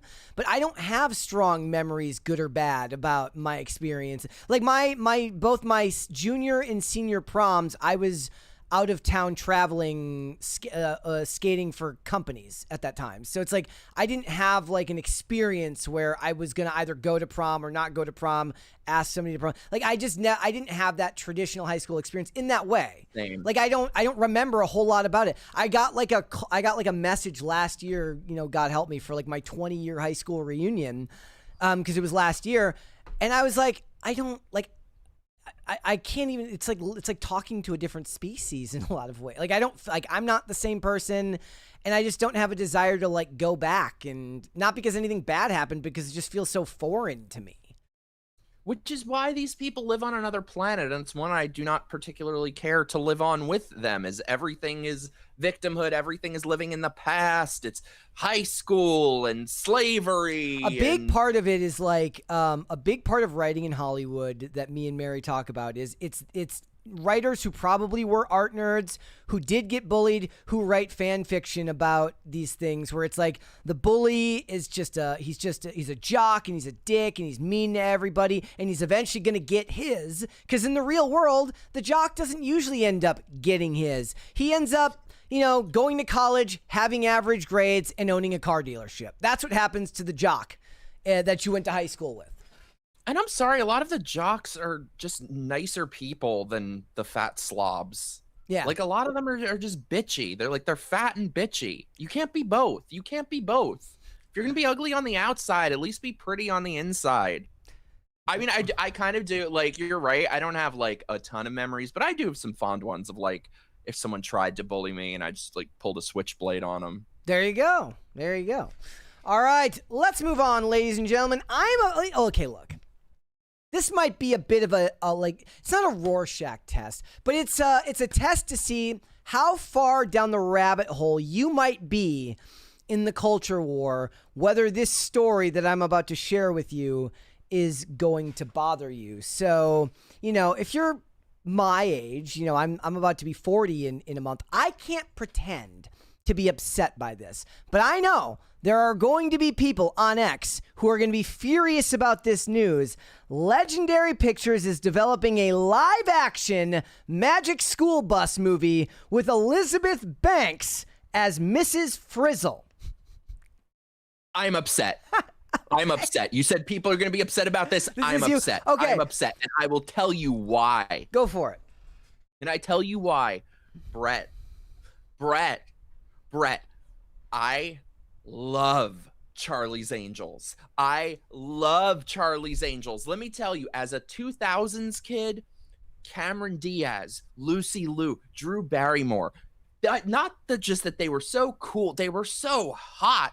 I can tell you how smoking hot they were. You would have to be Helen Keller to not know how hot the 2000s Charlie's Angels were. And they were awesome. And by the way, this goes back to exactly what we were saying. This is the exact same thing that we were talking about with gay characters has also happened with women characters. Because in Charlie's Angels, they loved men. They never once had to say, I'm a woman good, man bad. They never had to do that. They were just characters who were awesome and badass because that's who they were as individuals.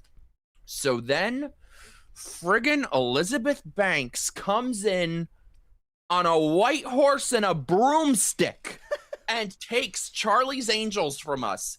I don't know. I know, like I said, you are a much nicer person than I am, so you probably just avoided this shit. I did. But if you saw the Charlie's Angels, Elizabeth Banks thing, everything is boom men, bad men, strong women, I'm a woman, you're a man, you're mansplaining, you're manspreading, and then The only redeemable male in the movie, of course, has to tuck his dick between his legs. Oh, yes, dear. Oh, I want to touch your shoulder. Do you consent? And of course, he has to be ethnically ambiguous because bad whitey, white bad, man bad. So you have the racially ambiguous guy. Do you consent if I apply a light touch to your buttocks? Get out of here. Lucy Liu and Cameron Diaz and Drew Barrymore would have had him flip to the ground by now. I can't with these people, and I can't with her. So let me reiterate for those of you who might need to catch up. Elizabeth Banks was the director of the fated Charlie's Angels reboot that told men that they shouldn't come to watch if they don't want to, and then when they didn't come to watch, they got mad. And then the worst part was that Elizabeth Banks later went and gaslit everyone and pretended like, oh, I was just making an action movie. There wasn't an agenda there. She lied. I will say she redeemed herself at least slightly with Cocaine Bear, which was a fantastic movie and everybody should go and watch. Cocaine Bear was amazing. Directed by Rob Letterman, who did Detective Pikachu, which is an example of a movie that was quite successful and an early adaptation a la what Sonic would become later of a video game adaptation that would go on to be quite successful. It's the 40th anniversary of the franchise. They've sold 90 million books. And here is the real question more than anything. And we'll get into the rest of it. I pulled up because like I said, I'm not going to pretend to be angry. I can't get angry about this. I don't care. But it is funny because everything has to be live action now. You can't do anything animated anymore. At this point, animated movies seem to be the only things that make money at the box office these days. They just have an animated version of this. Instead of DreamWorks do an animated movie about this. But no, the real question, because Elizabeth Banks herself will be playing Mrs. Frizzle, the lady who drives the actual school bus.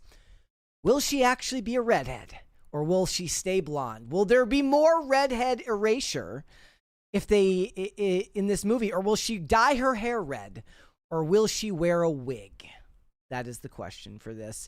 Mrs. Frizzle, if you're wondering, is described as intelligent, kind-hearted, optimistic, caring, resourceful, happy-go-lucky, passionate, reliable, sweet, friendly, funny, supportive, selfless, cheerful, supportive, loving, and motherly. I don't know if Elizabeth Banks necessarily embodies those characters. I would have gone, I don't know canonically how old she is. I would have gone older with somebody. I would have picked an obscure candidate like a Cameron Manheim or a Margot Martindale to play Mrs. Frizzle. No, but this isn't Mrs. Frizzle. This is Mrs. Feminism. This is Mrs. Feminism. Woke Mrs. Frizzle is going to talk about gender inequality. All the little boys on the bus are going to try to be mansplaining. No, they're going to sit the boys in the back is what they're going to do. She's going to tell the boys for the sake of women's empowerment, it's your job to be a good ally and sit in the back of the bus. They're going to Rosa Parks all the little boys. This is going to be like, okay, it's going to be like first scene. We see Mrs. Frizzle being born. Mm-hmm. And she comes out of her mother's chotch and the doctor slaps her bottom. This is a PG-13 movie or an R-rated movie now. Kids can't even go and see it. You don't see the chotch. Oh, it's just they're doing the hammy shot where it's like shot over the lady's shoulder so you can see like the gown as the doctor down there. That's a thing. Yeah. So little Mrs. Feminism is born. The doctor slaps her bottom, and little baby Mrs. Feminism turns around and slaps him back because she is a strong woman. From the producers, infant. From the producers of Barbie, and then what she'll say is, "I want a female doctor." Yes. Like an OBGYN. She'll go to her OBGYN and she's also breaking barriers. I mean, I was always told women can't be bus drivers, but apparently they can. No, nobody actually told me that. The point being, ladies and gentlemen, again, this is a test for you. How angry are you going to get over something like this? The bigger issue here is Lily Tomlin being the original Mrs. Frizzle. That is big shoes to fill. They ain't gonna be filled. They ain't gonna be filled. And you can't talk about big shoes on the set of Matlock. You're gonna get sued for sexual harassment. And so the real question here that I have for you is then, as absurd as this is, there's a funnier route we could go down, and I thought we could go down it in a different direction. Rather than making the magic, because Hollywood loves this concept now too. Instead of doing Magic School Bus live action for kids, maybe it does good, maybe it doesn't. I mean, they made a bunch of Clifford movies, and I don't know if anybody actually went and saw them. Make it a horror movie, like Children of the Corn.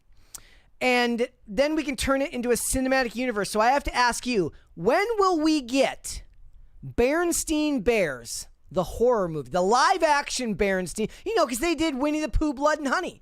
Get the guys who made Winnie the Pooh, Blood and Honey, and have them make the Berenstain Bears horror movie, and it's all about people who are having Mandela effects, and they get stuck in their own memories and their own false memories, kind of like a mixture between Winnie the Pooh, Blood and Honey, and Freddy Krueger, where if you get caught in a false memory about something, one of the Berenstain Bears comes out and murders you. And eats you. And I love it. I love it. This is probably going to be a thing soon. I would. And I mean, it can't be worse than the Winnie the Pooh movies. Let me tell you, by the way. That's what I saw. I saw the first one. Did you see the second one? The second one was better. The guy who plays Christopher Robin in the second one, and he directed all of these. I'm whispering because this has to stay between us. I failed so hard in trying to date this bitch. Wait, I paid for, he came up on my Hinge. I paid like $50 for Hinge Premium. What? To super like him. Because it's Christopher Robin from Winnie the Pooh, Blood and Honey 2, and he's hot. And I got nothing back. Then he popped up on Grindr. I was like, okay, he probably doesn't remember me super liking him. I got Wait, this. did you change the profile picture? Did you do a different profile picture? Oh, I totally did. I went through, I meticulously redid my profile. And so I think of some like witty, charming opening line. What's up? Wait, what was no response? What was the witty opening line? I don't remember. Probably like, hey, what's up? I don't know. But like, yeah, no response. But here's the thing. In my mind, this was like meant to be. I was gonna be like, Mike Harlow Robin. Like, were you gonna give him married? I'm getting a ring on it. Wait, did he direct the first one?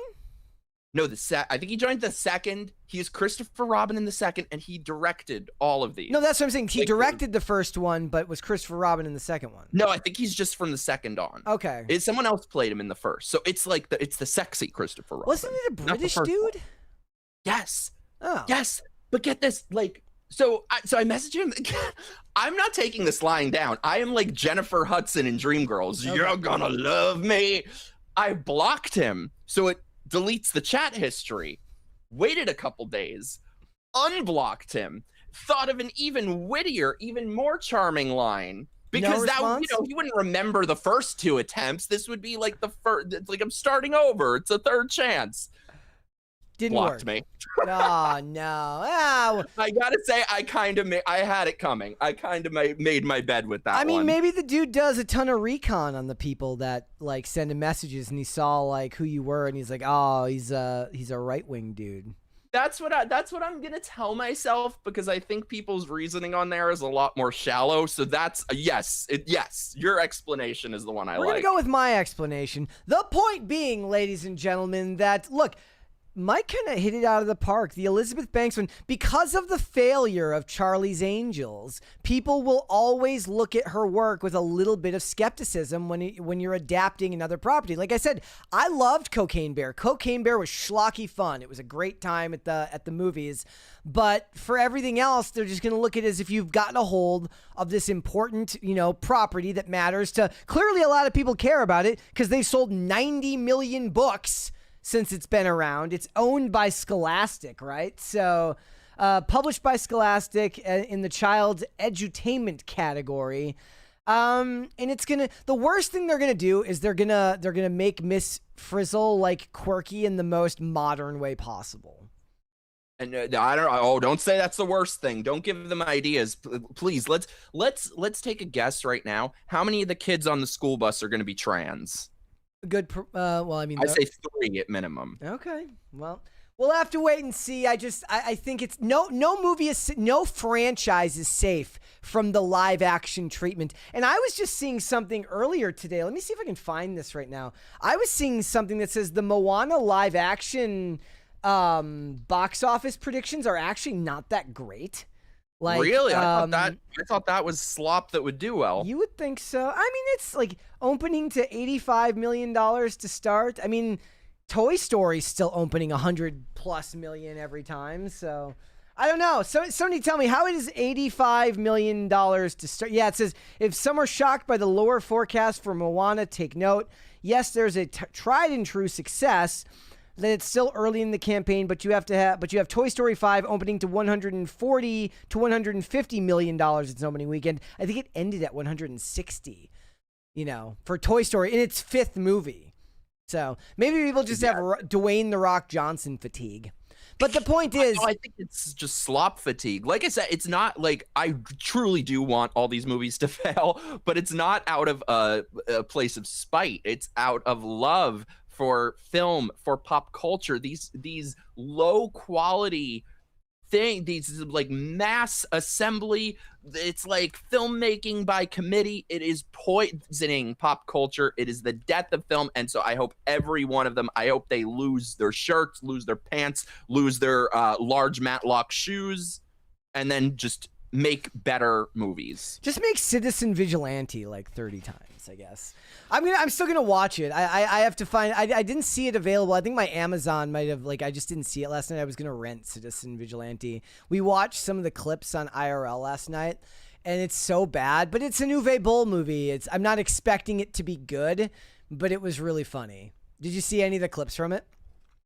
From what is it? Citizen Vigilante, the movie about the guy who's going around and getting justice for victims of migrant rapists in Europe.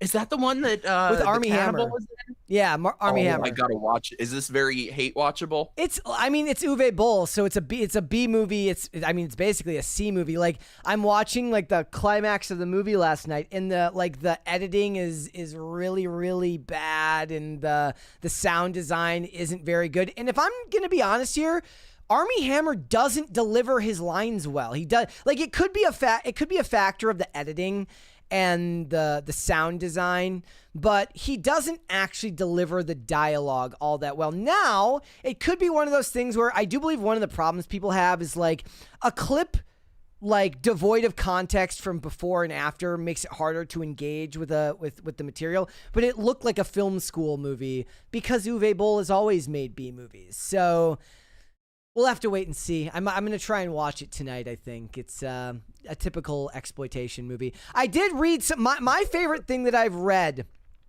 about the director, because I've never watched his movie. I never saw Postal, which is the movie that people know, or Blood Rain, or any of that stuff. But apparently, because he's always been hated as a director, my favorite bit of trivia is back in the day, he challenged any journalist or critic who wrote a negative review about him to a boxing match. And he boxed 5 separate critics who dunked on his movies, and he knocked all of them out. I gotta watch this. This sounds great. I think Armie Hammer, if he's not giving a good performance, it could just be the pure dejection in him. That he's like, thinking, God, he's like, I used to be in Clint Eastwood movies. This is what it's come to. Yeah, he's like, this is the only thing that was offered to me. Like, what am I gonna do? He's like, oh, this is what rock bottom feels like. Yep.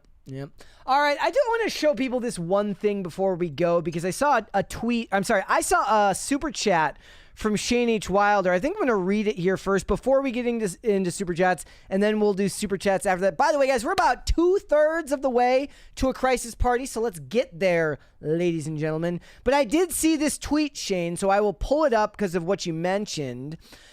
Shane H. Wilder says, Happy Taco Tuesday, Brett and Mike.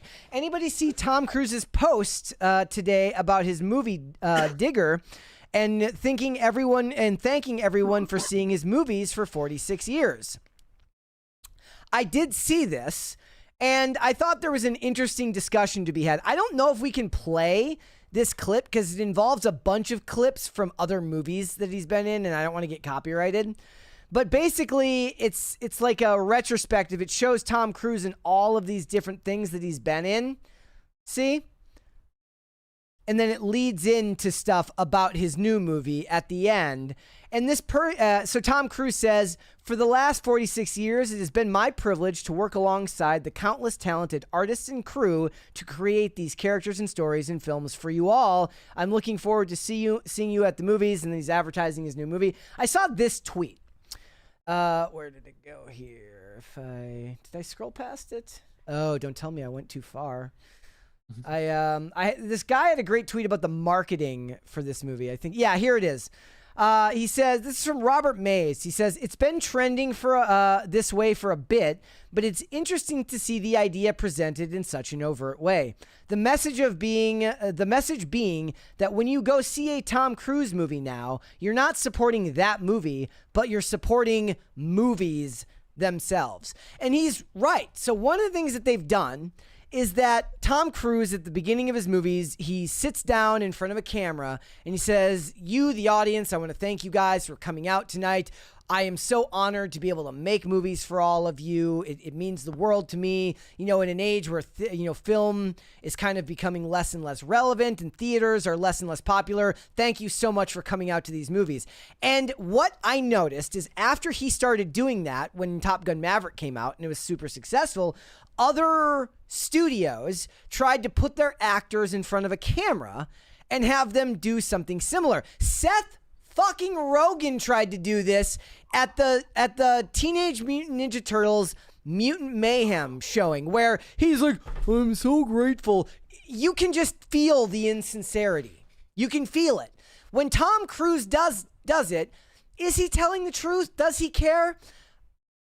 I'm willing to be lied to. If it's Tom Cruise I'm willing to be lied to, I would be willing to bet, if I had to put money on it, that Tom Cruise does feel grateful because he loves the art of movie making. No, that's not to say that I don't believe that Seth Rogen loves movie making.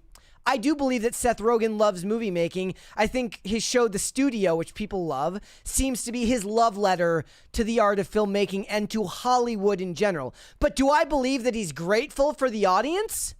No. No, I don't. He's on Planet Prozac with Madonna. No, he's on Planet Weed. He's the weed. He's all weed of it. dude. All of it. That's the thing. I think they mix all them together, and that's why they are the way they are. Well, also, can I just say, Glad was wrong because Tom Cruise. So there are obviously still gay actors working. So good for him. What? Is that allowed in Scientology? I have no idea. Well, that's the thing. That's what I was gonna say. Is do you know, it never really registered with me. I never really thought of this until you brought it up today, that it is true. So it's worked on me even. I mean, Tom Cruise is a genius when it comes to rebranding yourself, because I have always hated Tom Cruise. I kind of like him now. Not even that I go to see his movies. It's not my cup of tea.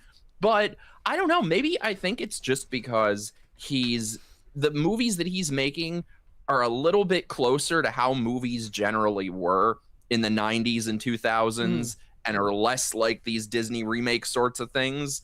That I don't know, but he really has done a great job at rebranding himself from, the crazy gay Scientologist that's not John Travolta. I think the difference is that his is like, maybe it's 50% his rebranding and 50% everybody else looking bad by comparison. So maybe it wouldn't have resonated as well if the rest of Hollywood didn't annoy everybody so much. But one guy coming out and being like, hey, we make movies for you guys. And I literally say, I'm like, look, I don't know if he's telling the truth. Maybe he's lying, but at least somebody's trying to win my business over here. At least if he doesn't care, at least he pretends to. Yeah. And by the way, we don't accept slander here. You will be followed afterwards if you are to diss our Lord and Savior, Tom Cruise. Oh, I thought that was Dean Cain. Oh, that would have been even better. No. It's a Tom Cruise candle. I think they hand those out at the Sea Org.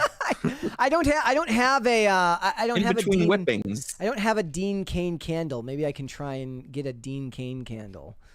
I know what I'm getting you for Christmas now. I got this as a gift. Somebody got me this. I think Hannah Claire got me this as a gift. So So, That's awesome. We don't insult Tom Cruise on this podcast. We do nothing but support it. But it is. And here's where I'll say I am not suicidal. There you go.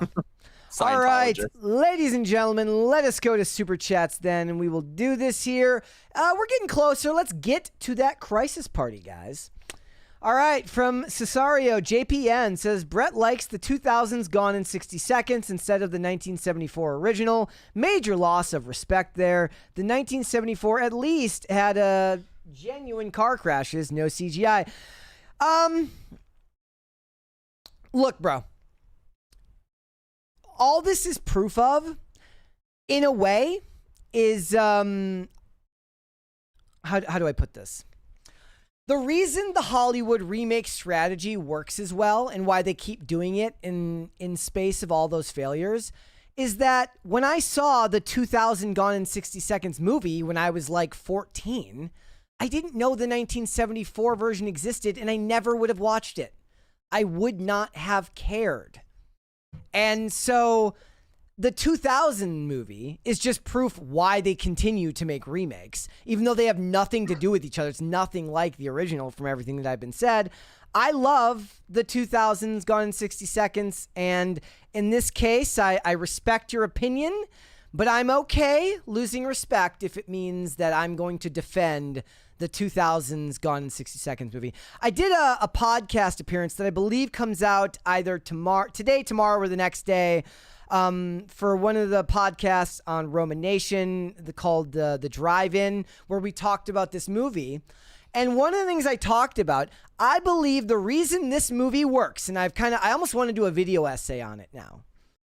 The reason the 2000s Gone in 60 Seconds movie works is the same reason Fast and the Furious movies continue to work, which is that it doesn't matter how absurd the premise is. It doesn't matter how absurd other characters are. In the movie, the main character plays it pretty straight. And it's interesting that of all the actors to play the quasi-straight man, it was Nicolas Cage who plays the movie mostly straightforward without a whole bunch of embellishments. He has a couple of lines where he gets pretty Nicolas Cage, right?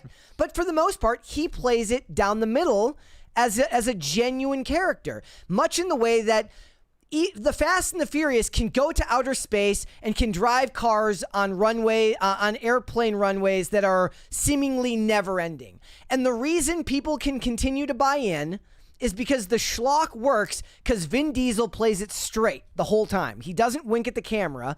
Other characters can wink at the camera. Ludacris can wink at the camera. Tyrese can wink at the camera. But as long as Dominic Toretto says family with his whole heart and doesn't play it for a joke, people can buy in. And that's one of the reasons I love the 2000s version. And I guess it's more just a matter of me not caring to go back and watch the 1974. But that's just my opinion. 2000s movies were just great. It was a similar thing with the 2000s remake of The Italian Job. Yeah. That was really good. And like, the thing is, like, I wish I still had my notes on that also should be my Grindr profile name, The Italian Job. The Italian Job. It's like, it's just pictures of you talking with your hands. And the other thing about the 2000s movie is like you go back and watch it and it's beautiful. Like for a movie it's not a B movie, but it's beautifully shot. There's this scene at the beginning where Atlee Jackson brings Memphis Reigns to the scrapyard where Calitri works, runs his business. And the set designer and the storyboard artist and the director made sure that every shot is kinetic. So he enters this facility, and it's not just a scrapyard. It's a scrapyard at night as random bursts of flame explode out of nowhere against the window shield of this car, and there's an excavator in the background. It doesn't even look like it's picking anything up and moving it. It's just there to keep the camera moving, make the place feel dark and dangerous, and say, look, this is a scrapyard owned by a criminal. And that attention to detail is lost on a lot of the flat, boring, washed out, and stagnant storytelling. Thank you. Thank you, guys.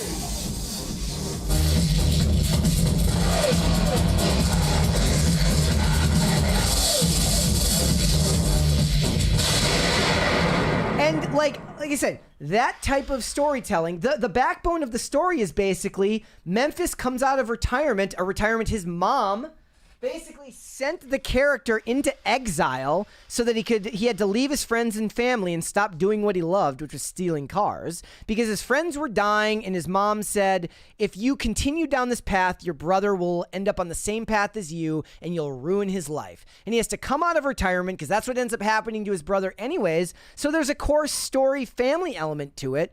And again, for a movie that is rated like 23% from critics on Rotten Tomatoes, not that critics' ratings matter, I think it's a sign of how far the quality has fallen in the last 25 years. Now, to your point, Cesario, you could be completely right that to somebody who cares about the 1974 version, perhaps you see something in that movie that shows the dreadful quality drop between 1974 and 2000, but you have to meet somebody where they're at. And I didn't come in with the 1974 movie. I just think movies in general died around, I don't know, when would you say, 2015? I mean, 2016 is a good baseline for a lot of people. But like I said, I go to the movies, I still have a good time most of the time. Very rarely do I leave a movie theater unhappy. You know what movie theater you would not leave unhappy? What movie theater? Obsession. See, Brett, you don't know this, but we're fighting. We're in a feud. Because I won't go see it. You're gonna go see Supergirl. Yes, I am. With the work. all cock lady. but you haven't seen Obsession. I haven't seen Backrooms either. I haven't either. Yeah. I will. But Obsession, you're gonna, oh my God, go see Obsession. I'll tell you what, I will compromise when it comes out on streaming. I will watch it. I'm not You're going the to the theater. Tom Cruise would not approve. Going to the theater. Martin Scorsese would not approve. Look, they can't bully me into shit. You can't guilt me into doing this. Can we bully him into going to see chat? Can we bully him into going to see Obsession? I'm gonna be like, oh no, I'm just gonna unobsession even harder now. Sorry. That's always what happens with my friends, by the way, is I will try to bully them so hard into seeing a movie that they just won't see it out of spite. I mean, that's what, so like it's an unintended consequence for me on this, like where people tell me to watch stuff and then I'm like, no, I'm gonna not watch it even harder. It's my own resistant personality. It's at least I admit it's a character flaw on my part. Oh, and mine is that like I'm pushy and overbearing. There you go. Man Bear Cow TV says, I'd rather watch Super Sandwich Maker. Not gonna lie. That does sound like a good movie. Shane H. Wilder says, USC Annenberg Inclusion Initiative, more like Hindenburg Inclusion Initiative. Am I right? What's up, Shane? Pop Culture Junkie says, internal Warner Supergirl projections 50 to 55 million. I think that's a fair number, too. I think 50 to 55 million. And from what I understand, look, I don't know if by internal you mean that's what they're telling, like that's their internal one and that's what they're telling people. But studios usually give a conservative estimate so that it looks like it overperforms. You know, they're like, oh, we think it's going to make like 40 million. So that way when it makes 50 million, they're like, oh. It outperformed. I think it's going to underperform that. I'm placing my bets now. We'll have to wait and see. Which again, to break even, they need to make minimum 600 million. So these numbers are disastrous. It's going to be interesting. Shane H. Wilder says, this makes me want to watch Matlock now. Tell me about it, bro. Same. Okay, Shane, come with us. We're gonna find a way onto the Matlock set and we're gonna report our findings. Yep. I'm serious. I'm gonna find a way. We're press. We count as press, right? Woke in the streets, chuds in the sheets. That's what they are. They're all they are us behind the scenes. Greg Duvier says, I love No Cringe Tuesdays. They're the best. Well, thank you. I like not having to do cringe too. But I'm here. No, yeah, that's me and you together can make it cringe. That's okay. Shane H. Wilder says, I love Lamp. Wait, he loves what? Lamp. Shane H. Wilder says, We Are the World was was of its time, inspired by the success of Do They Know It's Christmas, and led to the hair metal hearing aid charity song Stars. I don't know what that is, bro. I don't know that one. I know that they did like the modern adaptation of We Are the World in like 2010 for the Haiti Earthquake, and Canada did their version, which was I forget the name of that song, but I forget it. But the Canada one was actually better because Canada had to like do it with their talent that nobody cares about except for like Avril Lavigne. Oh, but it had lights, and I liked lights. Lights played the guitar. So Shane H. Wilder says, I had the Magic School Bus read-along books with the cassette and books. It was the one where they went inside Arnold's body. That might be a lawsuit today. Yeah, that sounds like an autonomy issue, my friend. I remember that. What was that? Oh my God, I had that too. What did they do? The bus goes, I don't know if it goes like in his nose or in his mouth, but it goes into his body. That sounds like a problem. It's very sexual. That sounds like a problem. At least it didn't go like up his urethra or something. That would be worse. All right. That's where Elizabeth Banks is going to send them. That's the worst thing too. You have to worry that they're going to turn it into like a raunchy adult comedy.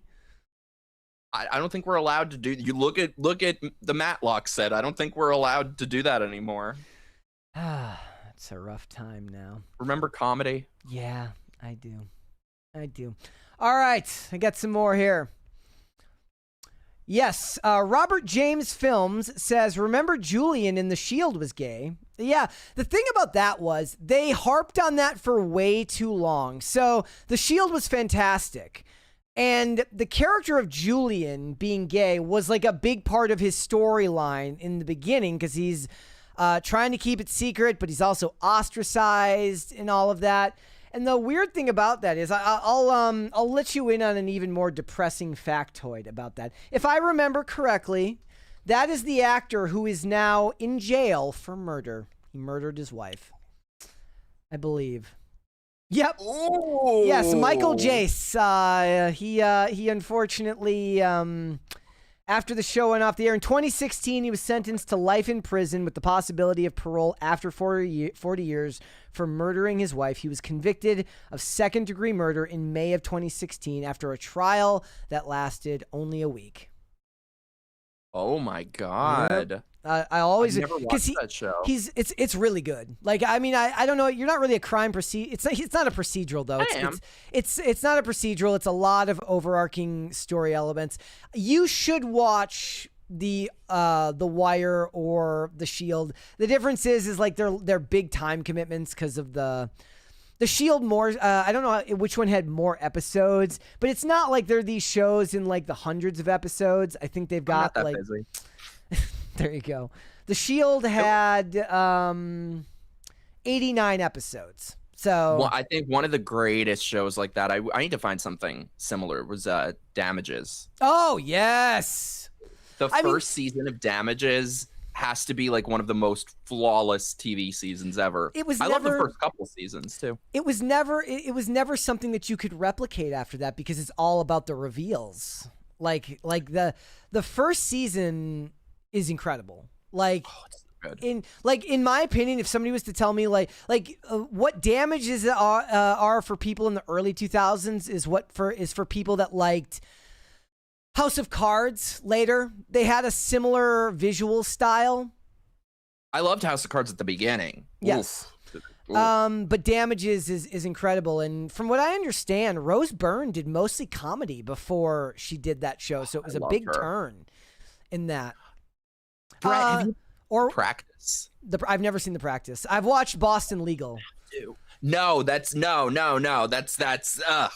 blasphemy. Boston The Practice was like a gritty thriller drama, and they did a spin-off that's like this comedy. No, oh my God, trust me on this. You would be obsessed. It's on streaming too, so I can. It was a network show, right? Drama. So it is the greatest legal drama of all time. It's kind of a procedural, so you know. I have a hard time with like courtroom dramas. They've never really held my interest. Like the only Law and Orders that I can watch are the ones that don't do a lot of courtroom stuff. Like the only Law and Order that I care about is the one with Vincent D'Onofrio back in the early 2000s because it was mostly told from the criminal's perspective and then him solving the crime.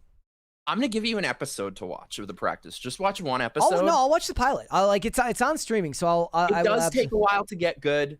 Okay, but it's so good. It's so good. I've been trying to watch The Guardian, which was this show from like 2009 with Simon Baker, where he plays like a child advocate for kids who have been like they're in the legal system because crimes have happened either to them or around them, and it's pretty dour, as was true of most of the stuff at that time. All right, we got some more here.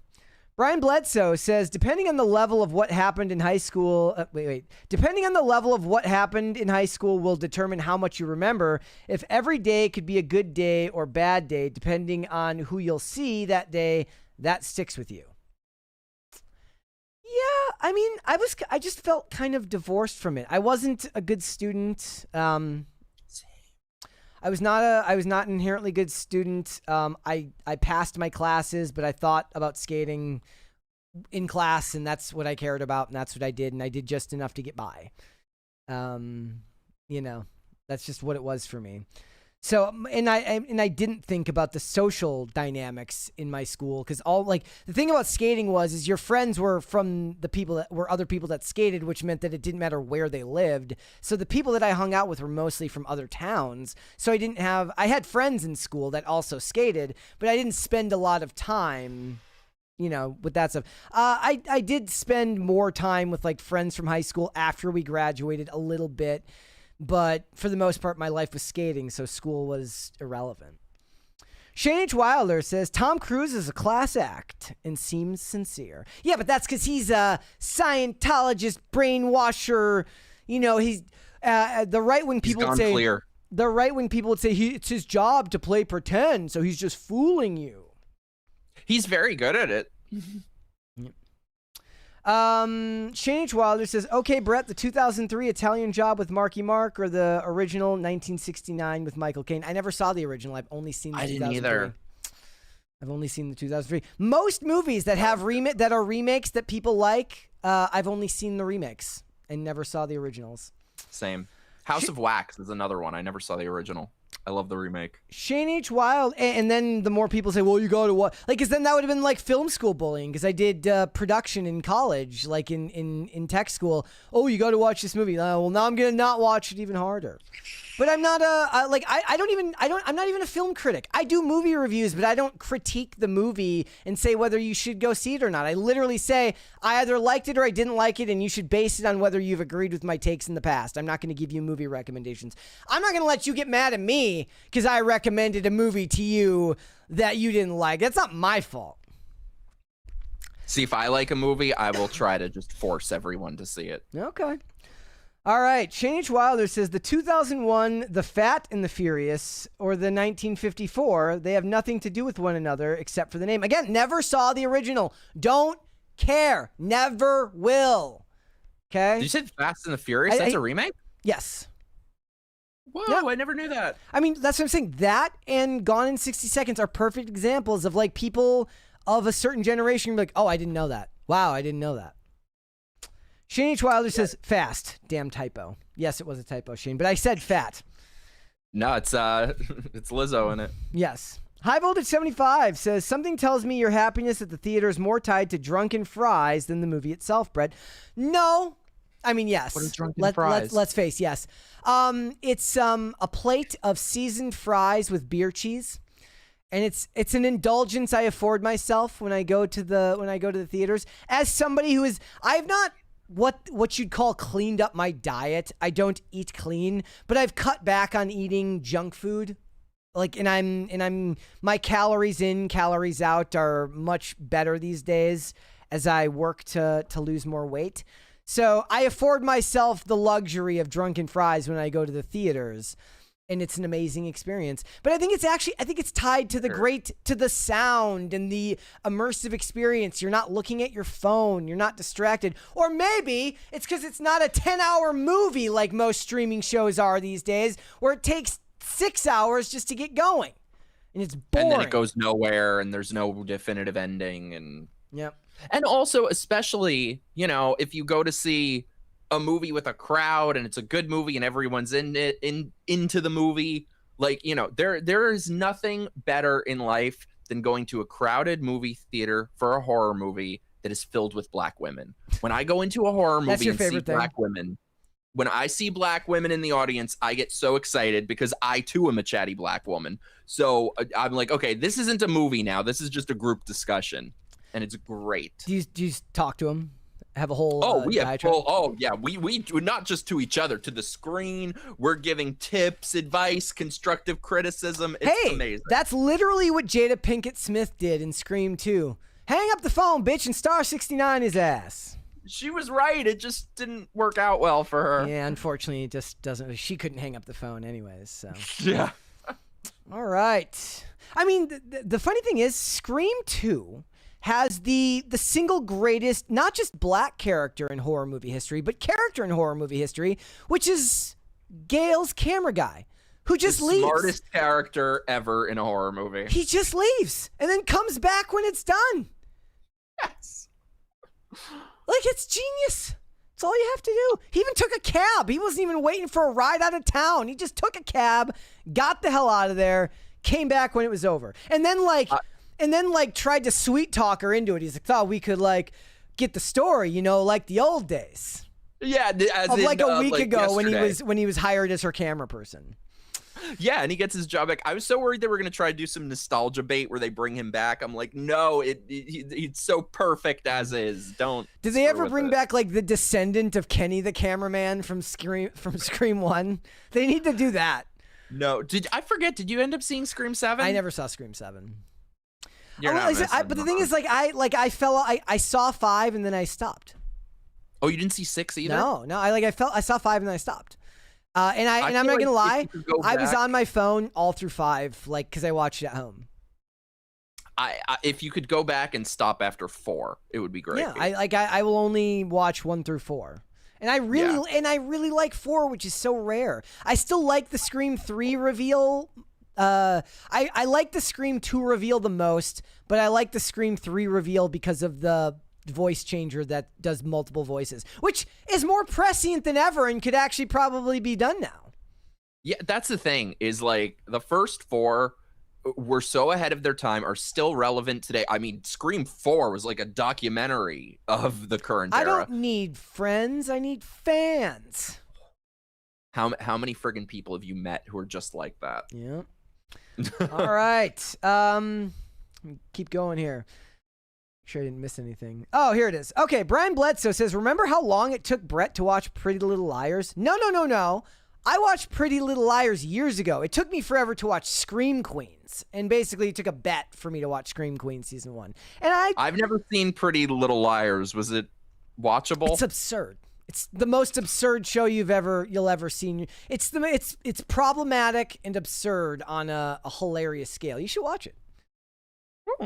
It sounds not bad. At the very least, Scream Queens I couldn't get into. Yeah, I liked the first season. I didn't even try season 2, but it wasn't one that I could watch all at once. It actually feels like it was made perfectly for its time because you watched it weekly.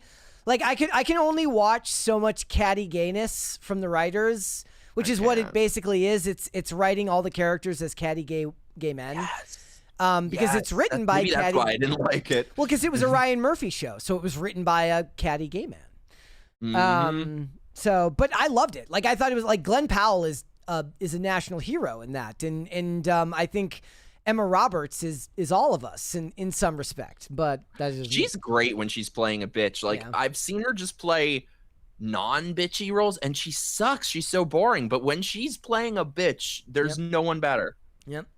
Shane H. Wilder says, Here in Aid was created by Dio to do the song Stars for Humanitarian Aid. They joked about all the Aquanet in the room created the hole in the ozone layer. Oh, okay. I'll have to watch that. So it's a bunch of... to watch that. Remember the ozone layer? It was a thing. I like that meme of all the women in the 80s with the big hair and it says the ozone layer never stood a chance. Yeah. Brian Bledsoe says, I meant Scream Queens. Yes, correct. Yeah, I could y'all suck says the Fast and the Furious isn't a remake. The director just liked the title from the old movie. He said as much in the DVD commentary. It's Rob Bowman, right?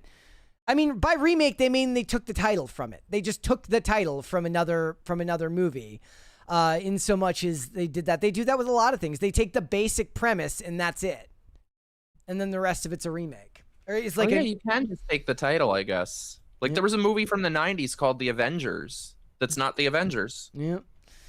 All right. Guys, before we go, would you hit the like button on this episode, please, and subscribe to the channel. If you are new here and you have not subscribed here yet already, please and thank you. Remember to share this episode out with everybody that you know, both that you like and that you don't like. In the comments, Josh Chandler says, Ozone is from Breakin', asshats. I'm disappointed in you, Brett. I never saw it. I only know the reference because of Electric Boogaloo, but I never saw Breakin' 2 or Breakin'. Did you ever see them? The breakdancing movies? No, same. It's some things, because so much a part of pop culture, it doesn't matter whether you've seen it or not. Like, imagine being a Gen Z person now who has to watch like Star Wars after like decades of television shows with pop culture references referencing Star Wars constantly.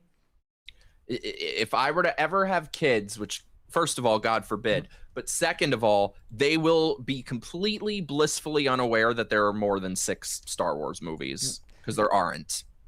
Okay, Pat the Plumber, I'm sorry. Thank you for, I just checked it in the chat. I did miss your 20. I apologize. He says, Brett, I know someone who met Tom Cruise and the publicist gave him all these rules and he thought it was going to suck, but the best way I can put it is Tom gave him the Ian Crossland treatment. He said it was awesome. Yes, and I've heard that same thing from multiple people. So there's a guy who does, if you don't know what the Ian Crossland treatment is, when you talk to Ian Crossland, it's like nobody else in the world exists. It's just you and him.